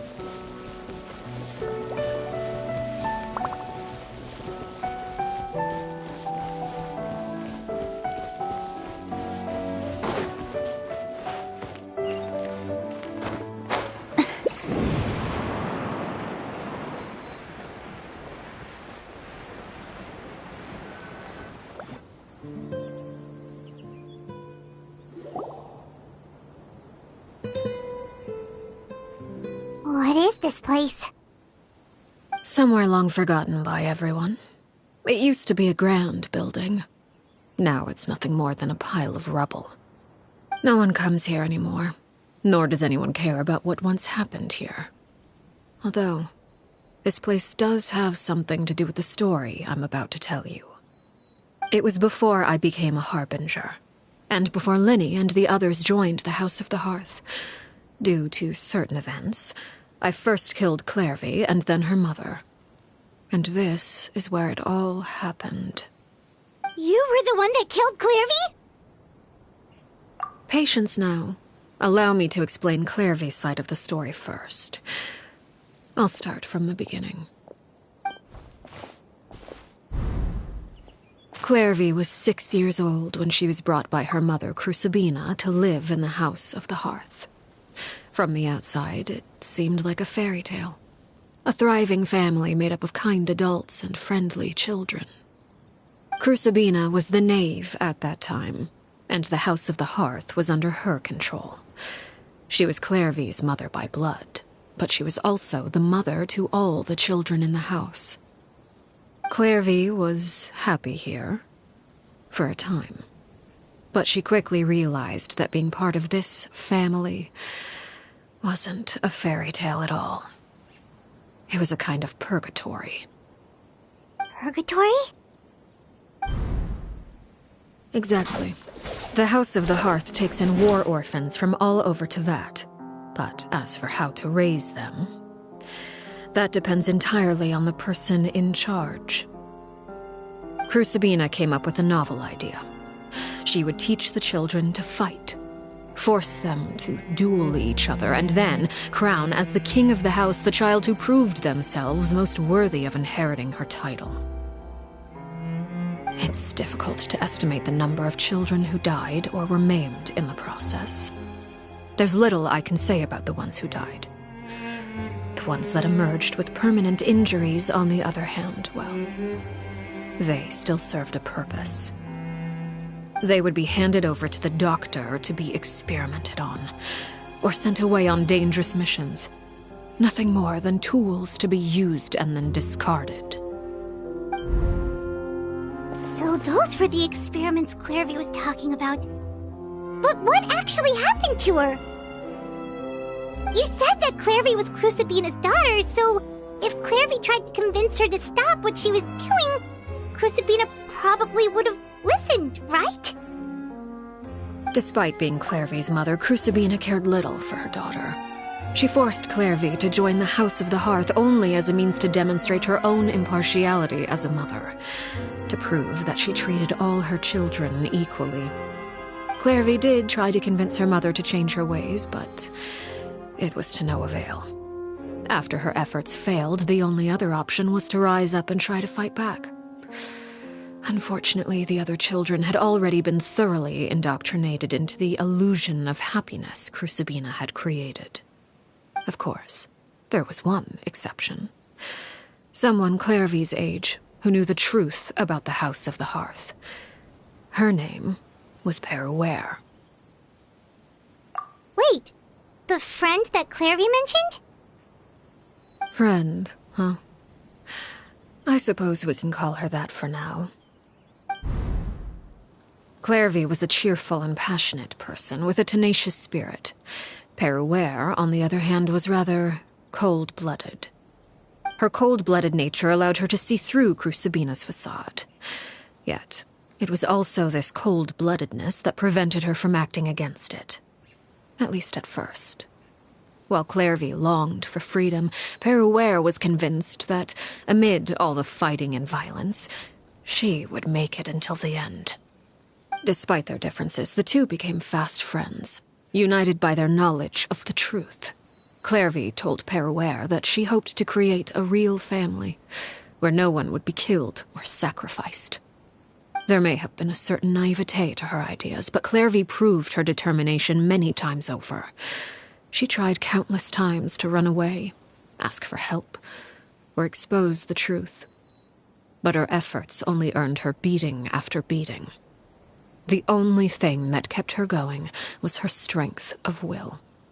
Even with her body racked with pain, she would still stand on her tiptoes and open the window at night. She and Peruere would look out at the moon together, a fierce longing for freedom shining in her eyes. But one day that light simply vanished. Oh no. What happened? Her hopelessness resulted from a culmination of things. 10 years had passed. 10 years worth of failure after failure. She and Peruere weren't children anymore, but finding any chance to escape still seemed as hopeless as ever. It was during this time that Peruere suggested a new plan. If escaping was out of the question, why not take down the very person sitting on top of this throne of lies? Mother herself. Clairvy rejected that proposal. She claimed that, as a famous harbinger, Crucibina possessed an unimaginable amount of power. Trying to kill her would have an incredibly low chance of success. Clairvy never gave another reason, but Peruere could see it written all over her face. Clairvy still thought of Crucibina as her mother. Killing her own flesh and blood was a line she couldn't bring herself to cross. If she couldn't escape and fight back, then only one option remained. Precisely. Death was the only way that she felt she could be free. It happened during a duel. When she arrived at the dueling ring that day, her partner turned out to be none other than Peruere, the very person that had stood by her side all those years. It was a fierce battle. But ultimately, Clairvy decided to let Peruere end her life. From that moment on, Peruere's journey was one written in flames. When the rain finally came and washed it all away, there she stood, the sole victor in Mother's endless game of slaughter, a trail of corpses strewn across her path to success. It was the very result she had predicted 10 years prior. Even then, she believed she would make it until the end. She wasn't surprised by the fact that she emerged as Mother's undisputed heir. Rather, her success left her with an inexplicable sense of restlessness. She was unsettled, and there was only one thing that could quell that sensation. Perhaps... Crucibina, you mean? But... Correct. This is the place where Peruere killed her best friend. A mere year later, this is also the place where she fought tooth and nail to kill the mother they shared. The moment she acted, any conception of what was right or wrong ceased to matter. It's one of the principles of the house. Only those who survive get to write the rules. Peruere won the battle, and became a harbinger herself.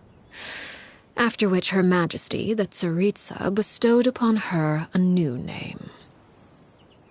Arlecchino. So the Perry Clairvy was talking about... It was you all along. You're Peruere. Arlecchino is just a name you got later.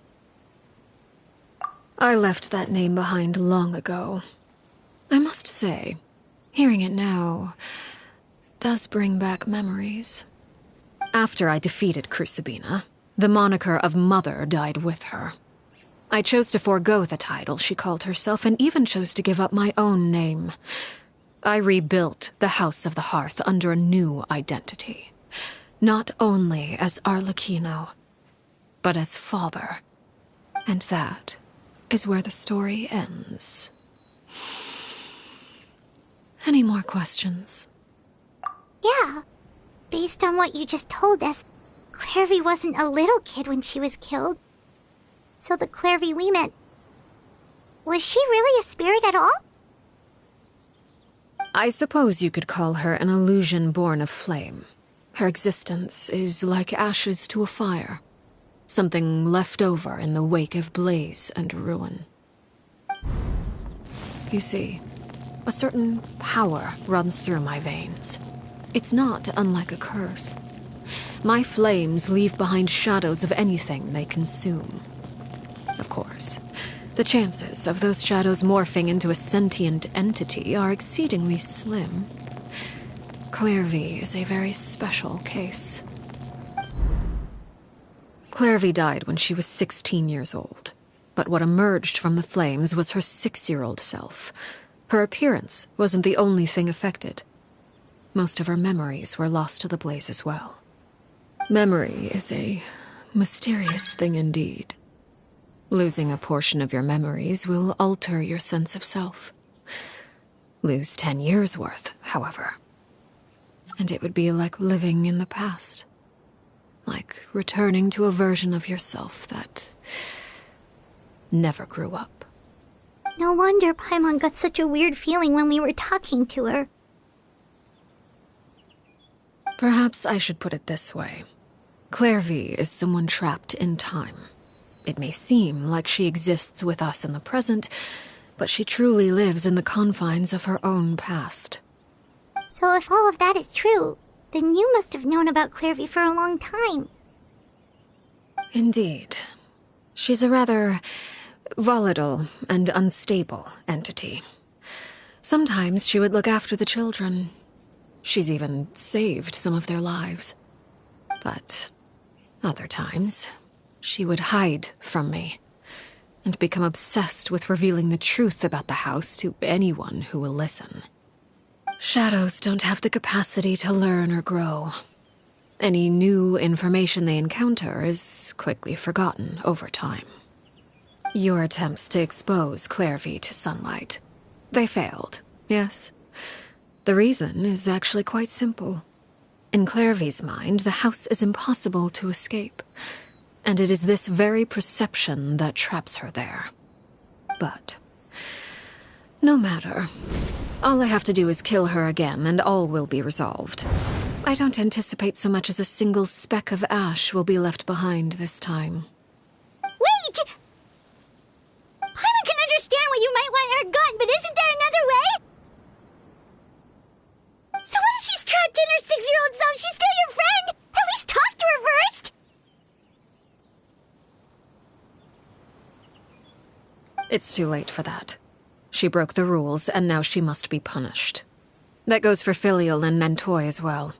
She's had quite the effect on them. I hope you understand. The difference between Crucibina and myself lies in our formulation of the rules, not our policy for enforcing them. Upholding the rules without question is a trait we both share, because that is how a household should be run. Is this really what you want to do? Whatever could you mean? Don't you want to say a proper goodbye at least? Whether as a killer or as a father, there are two things that must be avoided at all costs: anger and sorrow. Anger makes you impulsive. Sorrow causes you to waver. Well, it appears it's about time to proceed. Before we arrived, I told some of my well-behaved children to bring our troublemakers here by nightfall. I do believe I've kept my end of the deal. I give your friends quite a bit more time. As for what happens now, we'll just have to wait and see.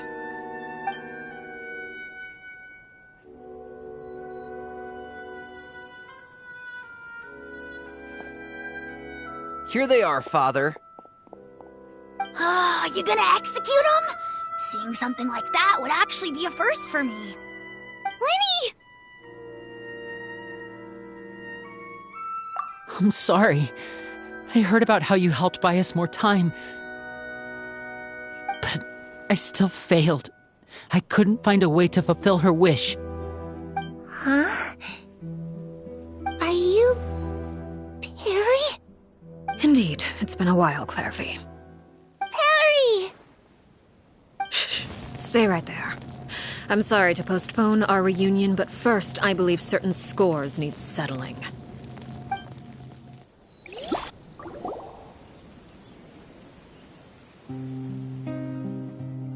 Father, let me explain. Out of my way. Father!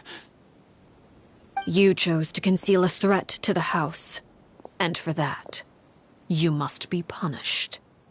Overall, however, I suppose your wrongdoing is hardly the most egregious of the bunch, so I'll deal with your punishments later. As for right now, the more pressing concerns are the traitors among us. By traitors? Do you mean us? Father, let me explain. We didn't mean to... Fultz, why don't you share what you heard? Yes, Father. Secret Midnight Meeting number 3. Participants, Filial, Nantoy, Sato, Toddy. Nantoy clearly said, if only Father wasn't the one who took us in. Sato added, I'm sick of this life. I just want to live as a normal person. Filial was the worst of them all. She called us crazies and said a bunch of mean things about Father. I did not! You're lying! Fultz is trying to frame us. It's not like I'm the only one who heard those things. After that, you and Toddy and a bunch of other people started talking about Clairvy. You were using all those things Clairvy brought up as an excuse to question Father. We're birds locked in a cage. The only way out is to destroy it. That's what you said, wasn't it? You little... You just want me gone, don't you? What did I ever do to you, huh? And you, Sheplo, have you forgotten who stood by your sickbed, watched over you, and changed your dressings? Come on, let's hear it then. What's your reason for all this?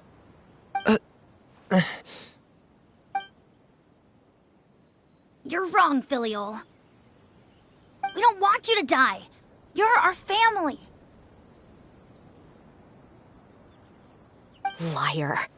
You wouldn't be doing this if that were the case. So why? Why have you backed us into a corner? We all live in the House of the Hearth. You know the type of work we do, Filial. A single betrayal can cost dozens of us our lives. It's not like it's never happened before. That kind of thing is hard to forget. That's why the House of the Hearth cannot tolerate any form of betrayal. Ever since we came to Poisson, you've had 7 secret meetings. A lot of the things you talked about really crossed the line. You've been spying on us for half a month? Wait a second. Now that I think about it, the move to Poisson was just a way to make it easier to spy on us, wasn't it? Because we were all in one place. You've had this planned all along. Filial, Nantoy, I'm sorry. I owe you both my life. I owe Clairvy too.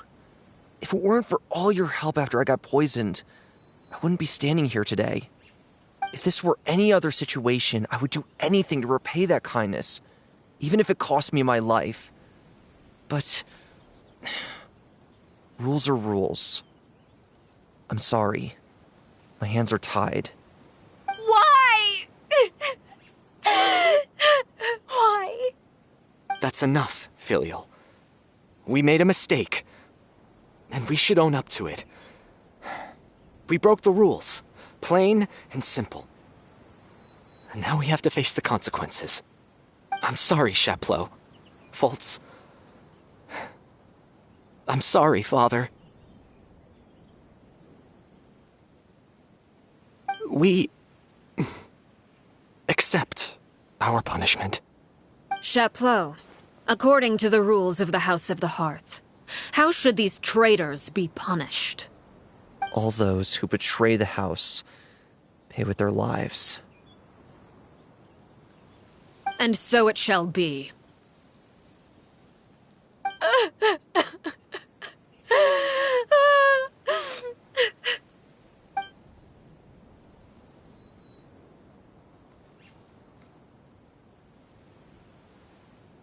Father, please wait!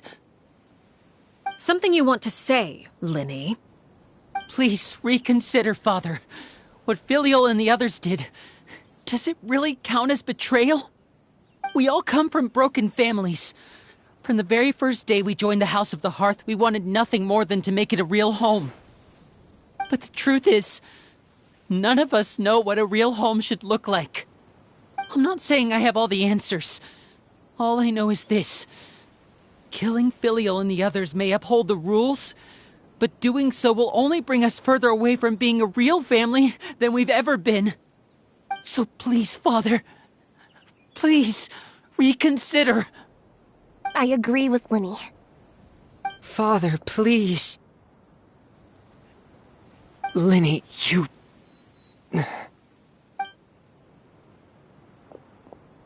I also agree with Linny.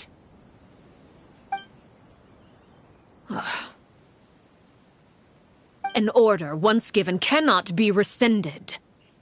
However, given the extent of your determination, I suppose we shall have to go about this a different way. Draw your weapons and face me. Our weapons? Father, are you referring to a duel? Precisely. The rules of the house will not be altered. Traitors must be punished. However, resolving disputes with a duel is also one of our rules, one that also applies to me. Demonstrate a sufficient showing of strength, and I shall offer a concession. Wait. Beat Father in a duel? Impossible. Father is way too strong, even for Linny.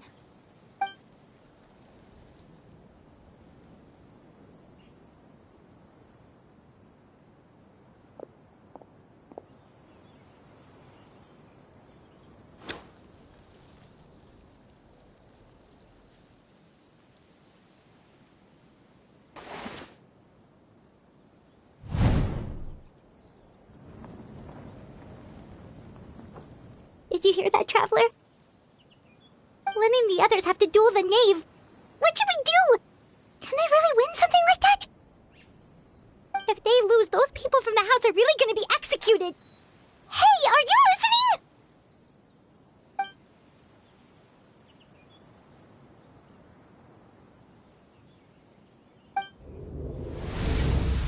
Don't you want to say a proper goodbye at least? Anger makes you impulsive. Sorrow causes you to waver.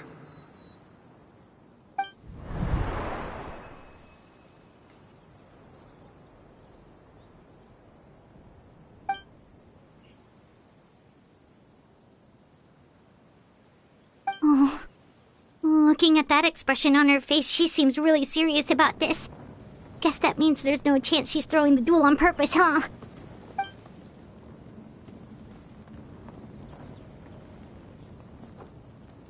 When guests are around, families are often on their best behavior. And any disputes are less likely to escalate. When the time comes, make the choice that you deem most appropriate in the situation, and lend your help to the House of the Hearth. What's wrong, Traveler? Hey, where are you going? Traveler?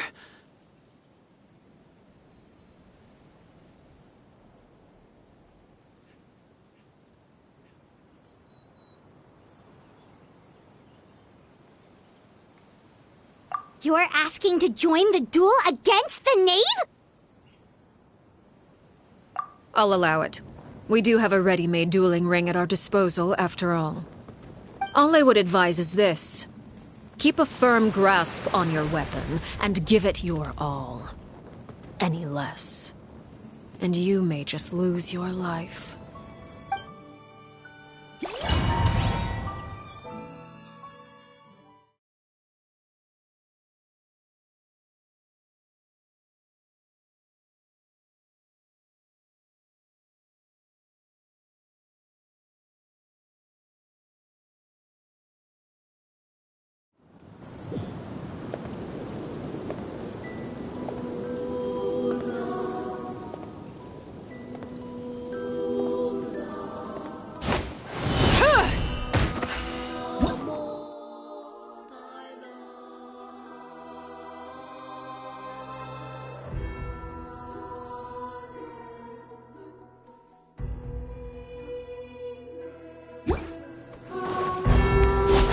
Why the hesitation? Strike a pose! Closer now.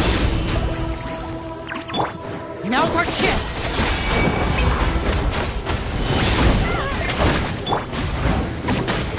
What pitiful attacks.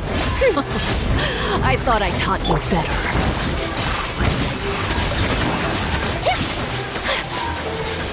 Stop to a swirl! How amusing. Over here! Spare your energy. Running is of little use. Stop that! With these rising flames! Midnight Phantasmagoria! Closer now. Try to pace yourself. Spare your energy. Running is of little use. The countdown has begun. Have a taste of purgatory.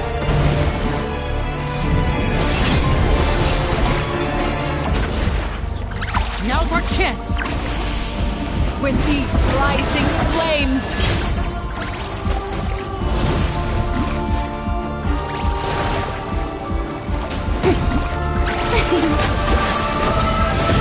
How dare you! Father's even stronger than I expected. Look at you.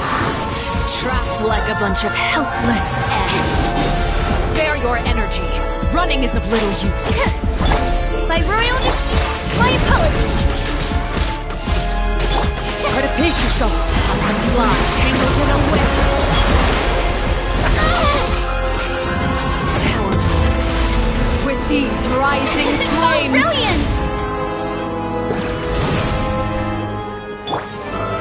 Ship on up! Now's our chance! Let the magic begin! Spare your energy. Running is of little use.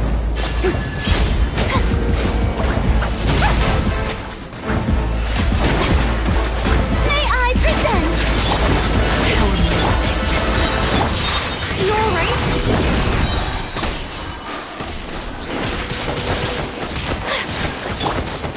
As you wish, Maid Fräulein. My apologies! Is it my turn now? Spare your energy. Running is of little use. I really have to draw my blade. Then... Not bad. You've proven to be a worthy opponent Pause after for field ice. all. Is it my turn now? Whirling snow!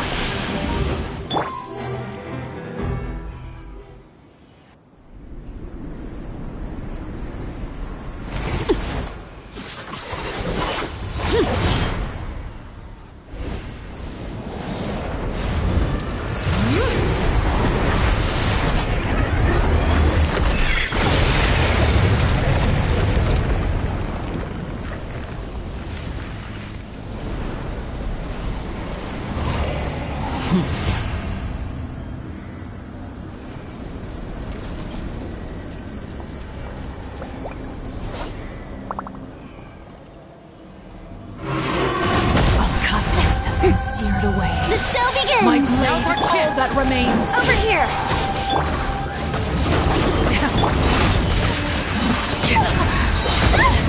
Kamisato out! Submit! Surprise! Be me! Let the world come alive! Watch out for Father's movements! Look out!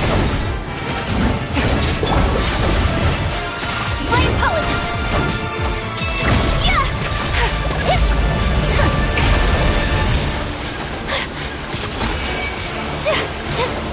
Your punishment made manifest.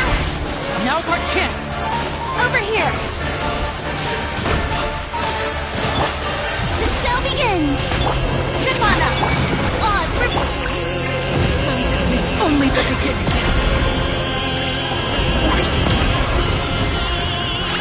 My apologies! Look out!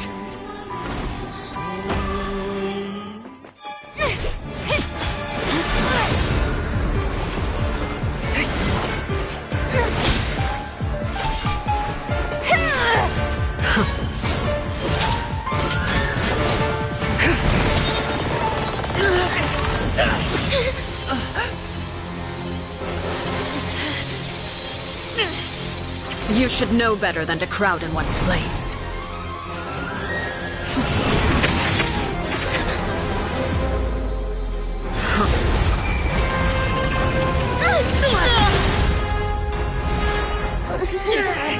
Oh, I know. No! I'm sorry, Father!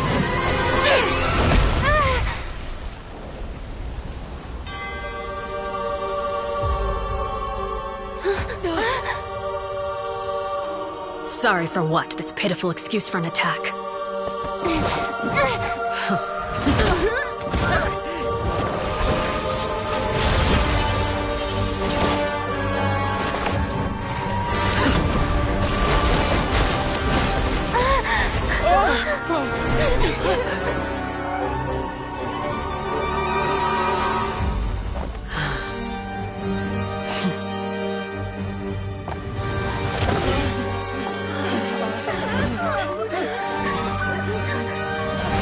Father, no!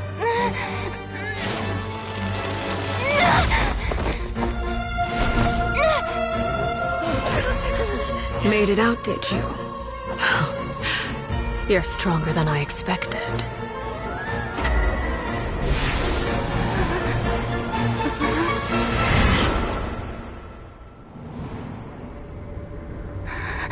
A crimson moon. I can't move.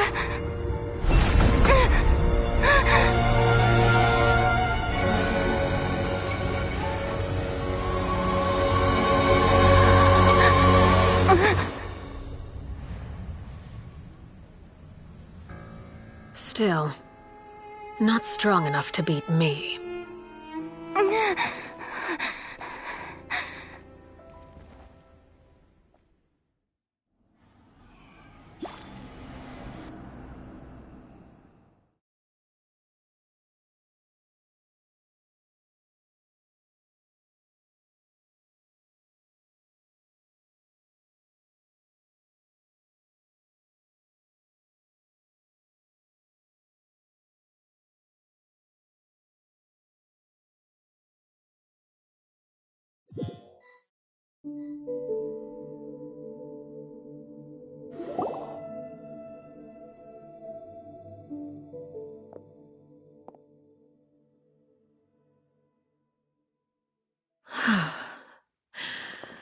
I believe we can end things here.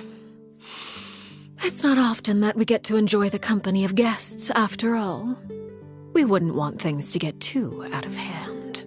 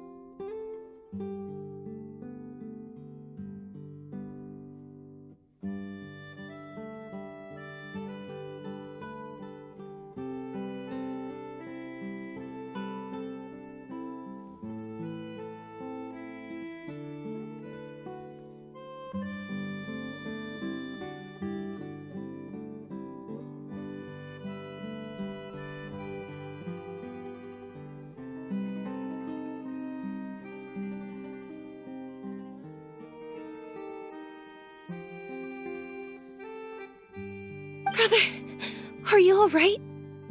Lenny. Given that I am the victor of this duel, as agreed, the punishment stands. No! I never thought things would end like this. However, everyone involved in the duel demonstrated a remarkable level of strength and determination. In light of this, I'm prepared to change the method of execution.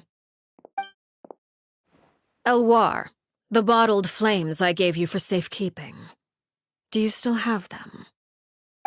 Yes? I wasn't sure what they were for, but I've kept them super safe. I didn't lose a single one. Wonderful. Then, In just a moment, I'll have you administer them. Bottled flames? Indeed. They're the product of a secret experiment. Under certain special circumstances, flames can be extracted from my person and preserved. Once ingested, searing pain will spread across every inch of your body. No harm will come to you physically, but your memories will be burned away. If you can withstand the pain, when you awake, you'll have forgotten everything you know about the House of the Hearth, and will be expelled from the organization. In other words, administering this concoction will kill the version of you that grew up in the house, and give you a new identity.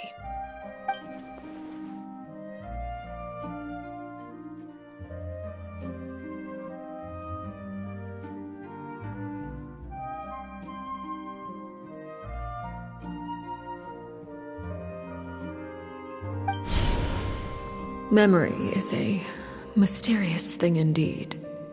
Losing a portion of your memories will alter your sense of self.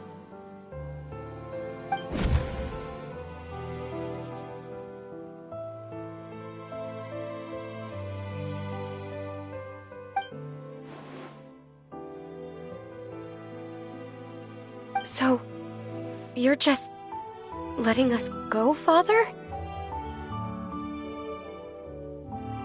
You misunderstand. Memories are extremely important. Once consumed by flame, the version of you standing before me will die, and our secrets will die with you. So no, I don't intend to just let you go, because the person who survives will be nothing but a stranger. Even so, I won't have to live in fear anymore. I'm sorry, Father. I'm sorry I let you down, but I really... Don't cry, Filial. You haven't left the house yet, so there are still rules to be followed, yes? Remember what I taught you. Anger makes you impulsive, sorrow causes you to waver. Don't let yourself be controlled by your emotions. Of course. I'll remember. Dry your tears, and go pursue the life you really want. Yes, Father. Chaplot, Foltz, Elwar. Take them back to Poisson.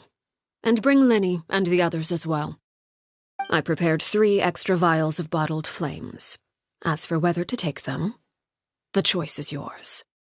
Goodbye, children. The next time we meet, I will no longer be your father.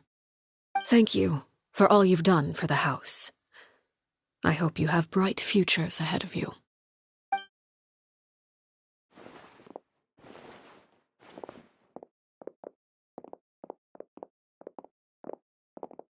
Father!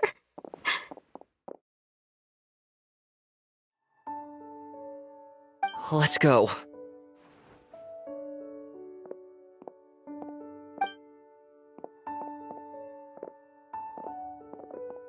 Here, grab my arm, Linny. I'll help you walk back. Thank you.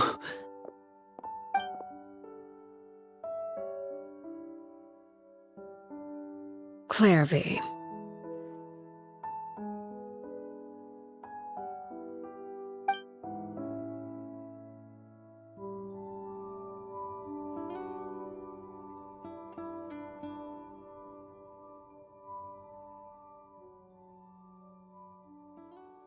Can we talk now? I've been waiting for a super long time. You really are Perry, aren't you? I haven't seen you in so long. How come you're all grown up? Wait, did I somehow travel to the future on accident? Or am I dreaming? What a long dream. Neither. You died, Clairvy. That's what happened. You could have at least sugarcoated it a little. Look, she's not speechless.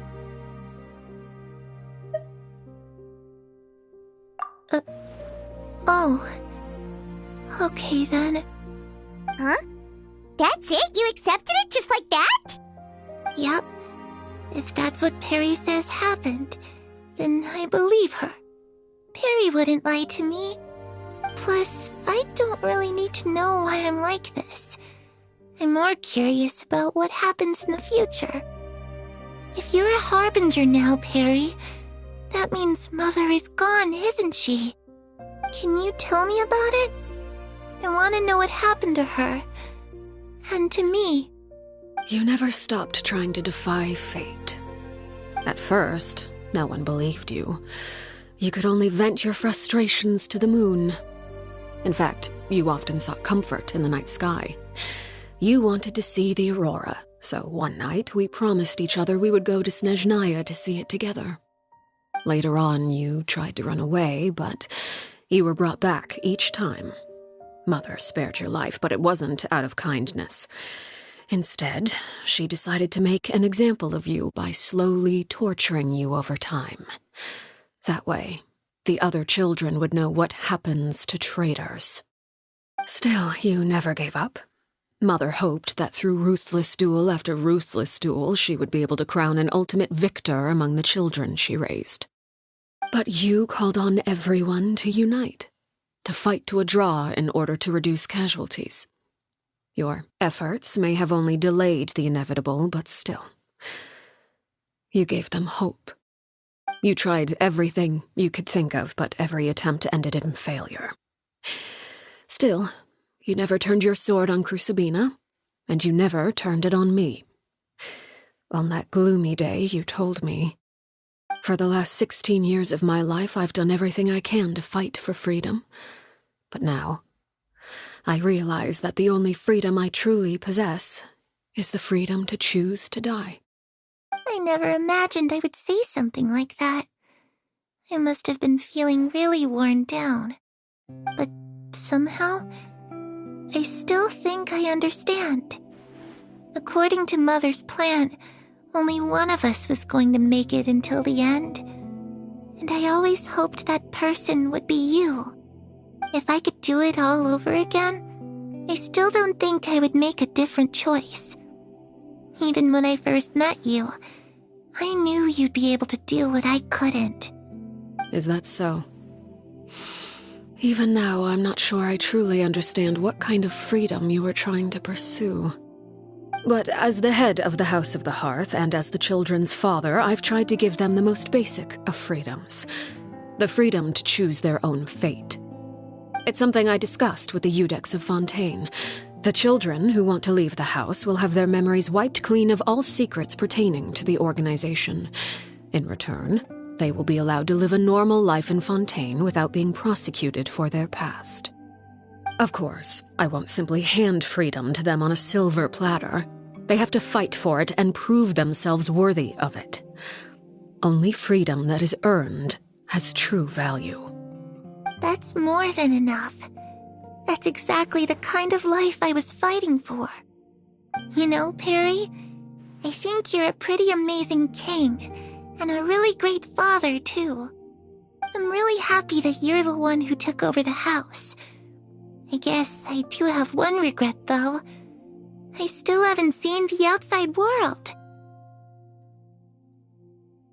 Well, it just so happens that our dear guests over here have been to many nations and traveled to countless places. Perhaps they would be willing to tell you what the outside world is like. Really?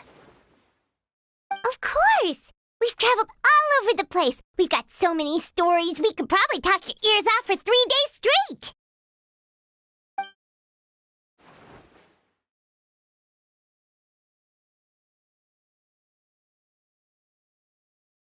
You know, I used to dream of being a bard.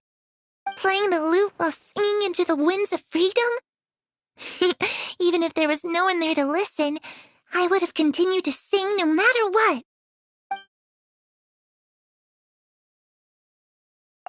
Ah, that's where Mora comes from. I never knew that before. If I had some Mora, I would buy 3 new dresses. One for me, one for Perry, and one for Mother. It's just too bad Perry doesn't like wearing dresses. And Mother, well, She probably wouldn't accept something like that either. I guess I'd just have to keep them all for me then. I could wear a different one every day. Those yokai you mentioned, what do they look like? I once saw a drawing of this one guy with horns on his head and a super scary face. Are there any yokai like that? Oh, sounds like you're talking about an Oni. Yep, we've met one, and let Paimon tell you, they're not nearly as scary as they look.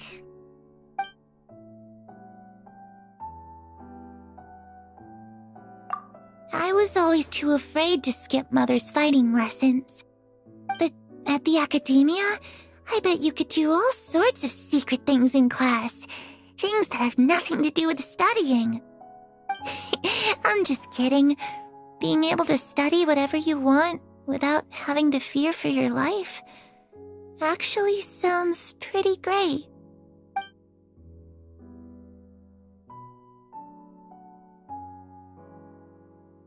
The situation was super dangerous. Lenny and Lynette were accused of committing a crime, and they were going to have to stand trial at the Opera Epicles.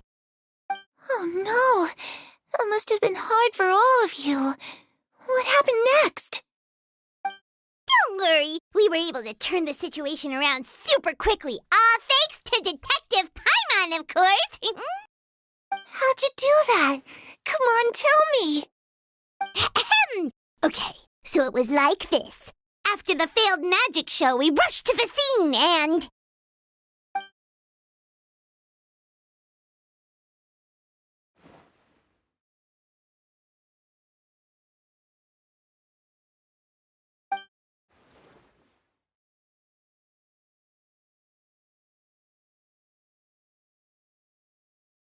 Shadows don't have the capacity to learn or grow.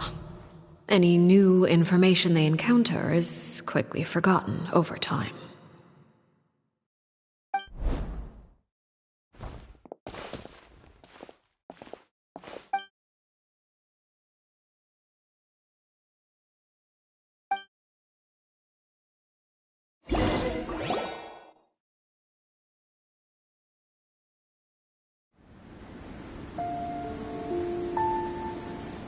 Clairvy, you've worked tirelessly from the shadows to overthrow the House of the Hearth.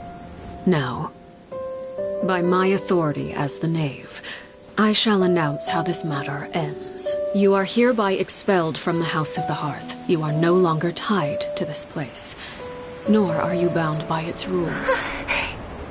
You're saying that I can finally leave?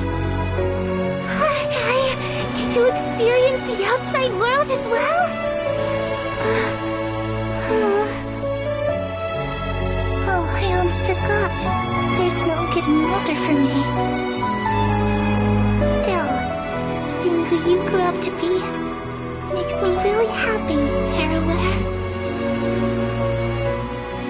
Take care of yourself. Goodbye. May we meet again someday.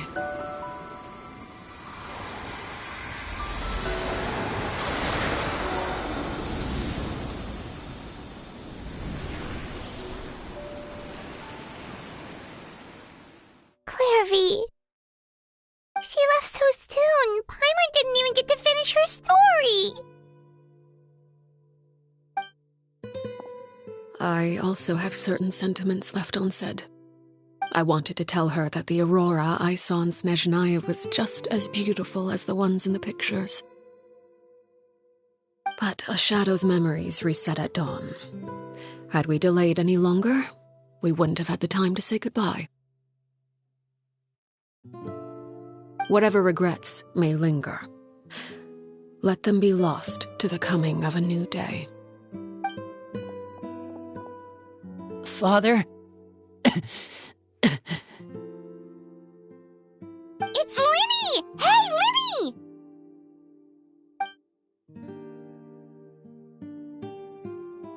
What is he doing back here? Let's go check it out.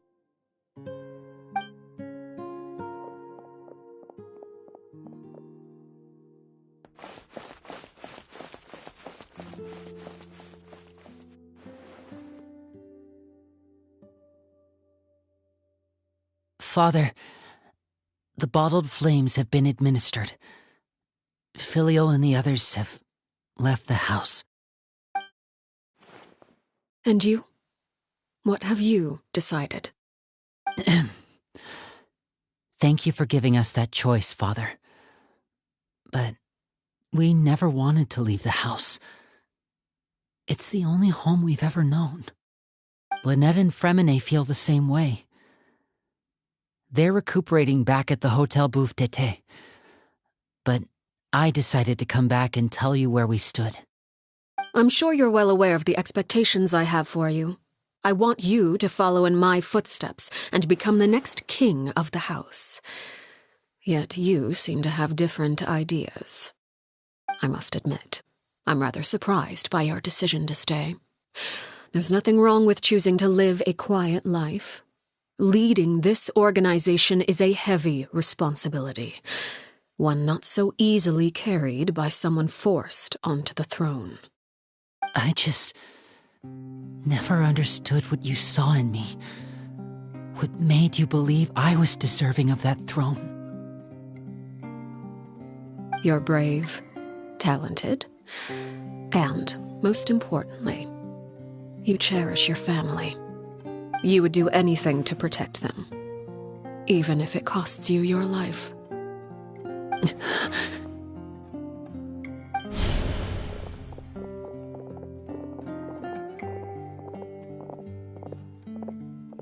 Speaking up back there was so brave of you, Linny.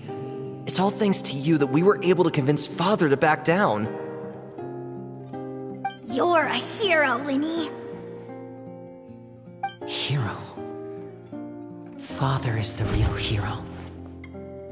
Had Father gone all out during the duel, there's no way I would have walked away with my life. She must have had it all planned from the beginning, from the very moment she suggested a duel. I'm not deserving of that title.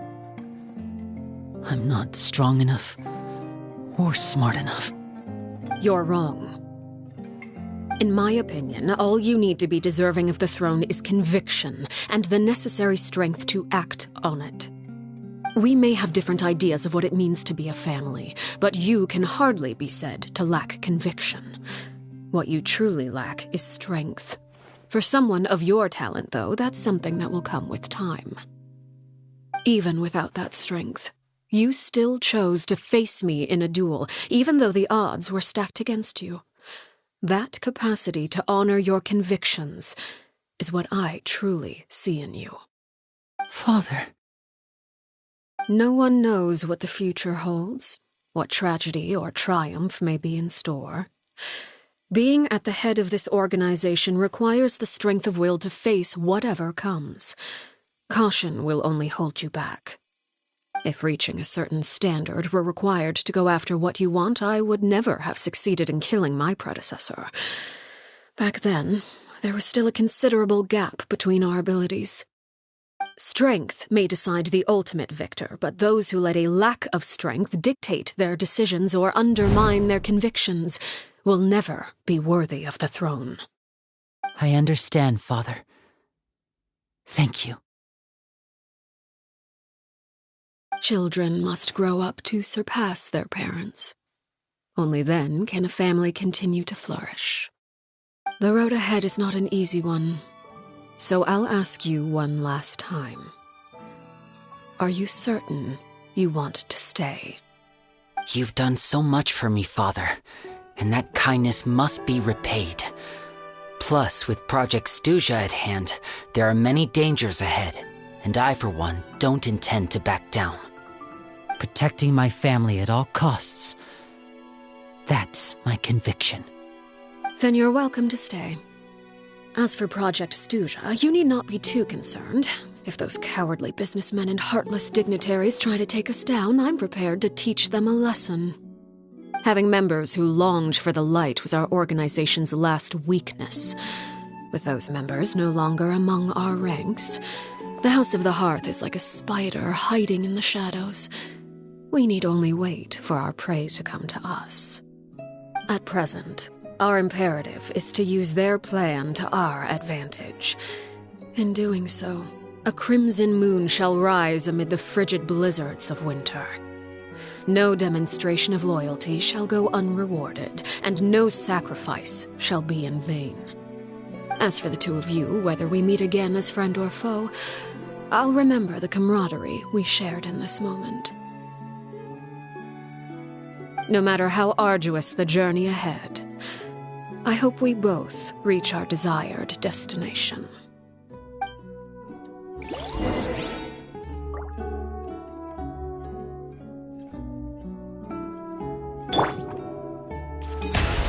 How brilliant!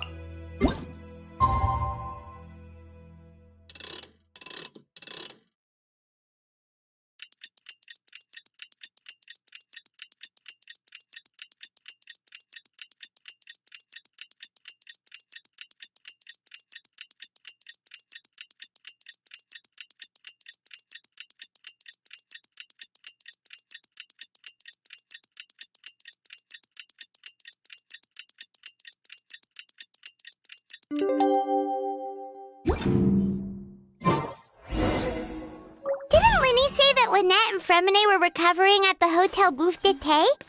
Oh, Paimon wonders how they're doing. Maybe we should go check on them.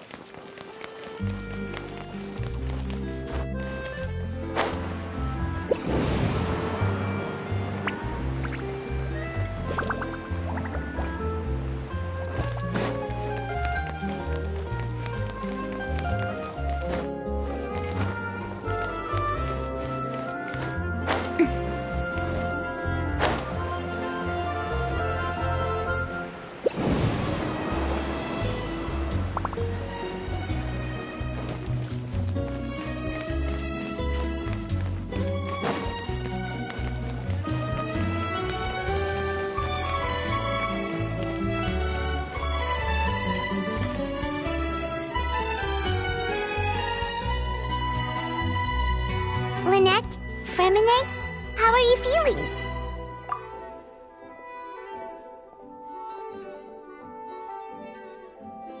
Much better. Whew, what a relief! What about you? Are you feeling alright? I knew you'd come out unscathed. Us, on the other hand, well, we've been bedridden for 2 days.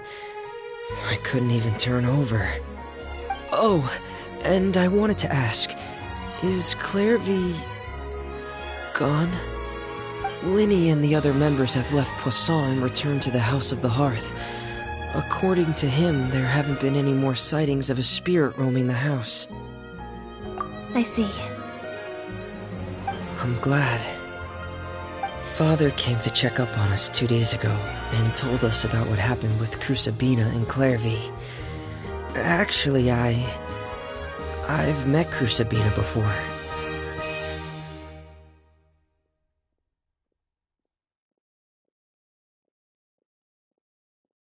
Wait, what? You've met the former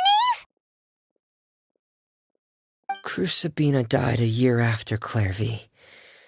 It was during the year between their deaths that I joined the House of the Hearth. Sabina had an extremely cruel and radical way of doing things. While she was alive, the atmosphere in the house was suffocating. When I joined, though, the experiment she valued so much had already come to an end, and all the people involved, dead and injured alike, were gone. Sabina never talked about the past with us newcomers. A couple of months after I joined, Father killed Sabina and burned all her files. With that, the names of all the people subjected to her experiments, Clairvy included, were lost to the flames, along with the painful memories they represented. Father took in Lenny and me a couple months after that, but she never mentioned anything about Sabina or Clairvy. It really seems like something she was planning to keep to herself. The last time you talked to her, did she mention why she kept it a secret for so long? She said she didn't want us to be affected by the darkness of the past. She was worried we'd develop a false sense of gratitude towards her if we knew about it. The foundation of a family should be free of any corrupting influence. Whatever happened in the past, it has nothing to do with who we are now. And that's what Father told us in the end. But I still thanked her for everything. It was only after hearing about what Sabina did that I finally realized how insignificant our lives could have been. The members of the house meant nothing to her. To say that she valued them in any way, even just as a tool, would probably be giving her too much credit. If Father hadn't taken over the House of the Hearth, I probably would have already... Father rarely brings up the fact that she saved us. She doesn't believe that being indebted to her should be what ties us together. But even if we didn't owe her anything, we would still choose to stay. Because this is our home. We may have arguments or times when we feel wronged. Some people may even choose to leave. But as long as Father is here, we will always have a home. Whether the path before us is bathed in sunlight or shrouded in shadow, we'll follow Father wherever she chooses to go. So I wanted to say thank you for helping us make it through this crisis. Without your help, we could have lost a lot more along the way. Oh, we didn't do anything, really. Of course. You're welcome anytime. Are Filial and Nantoy okay? I actually saw them at a cafe this morning. They didn't recognize me. From what I could tell, they were drinking coffee and talking about one of the operas that started running recently. They seemed happy. If I had to take a guess, I would say they finally found the kind of life they always wished for.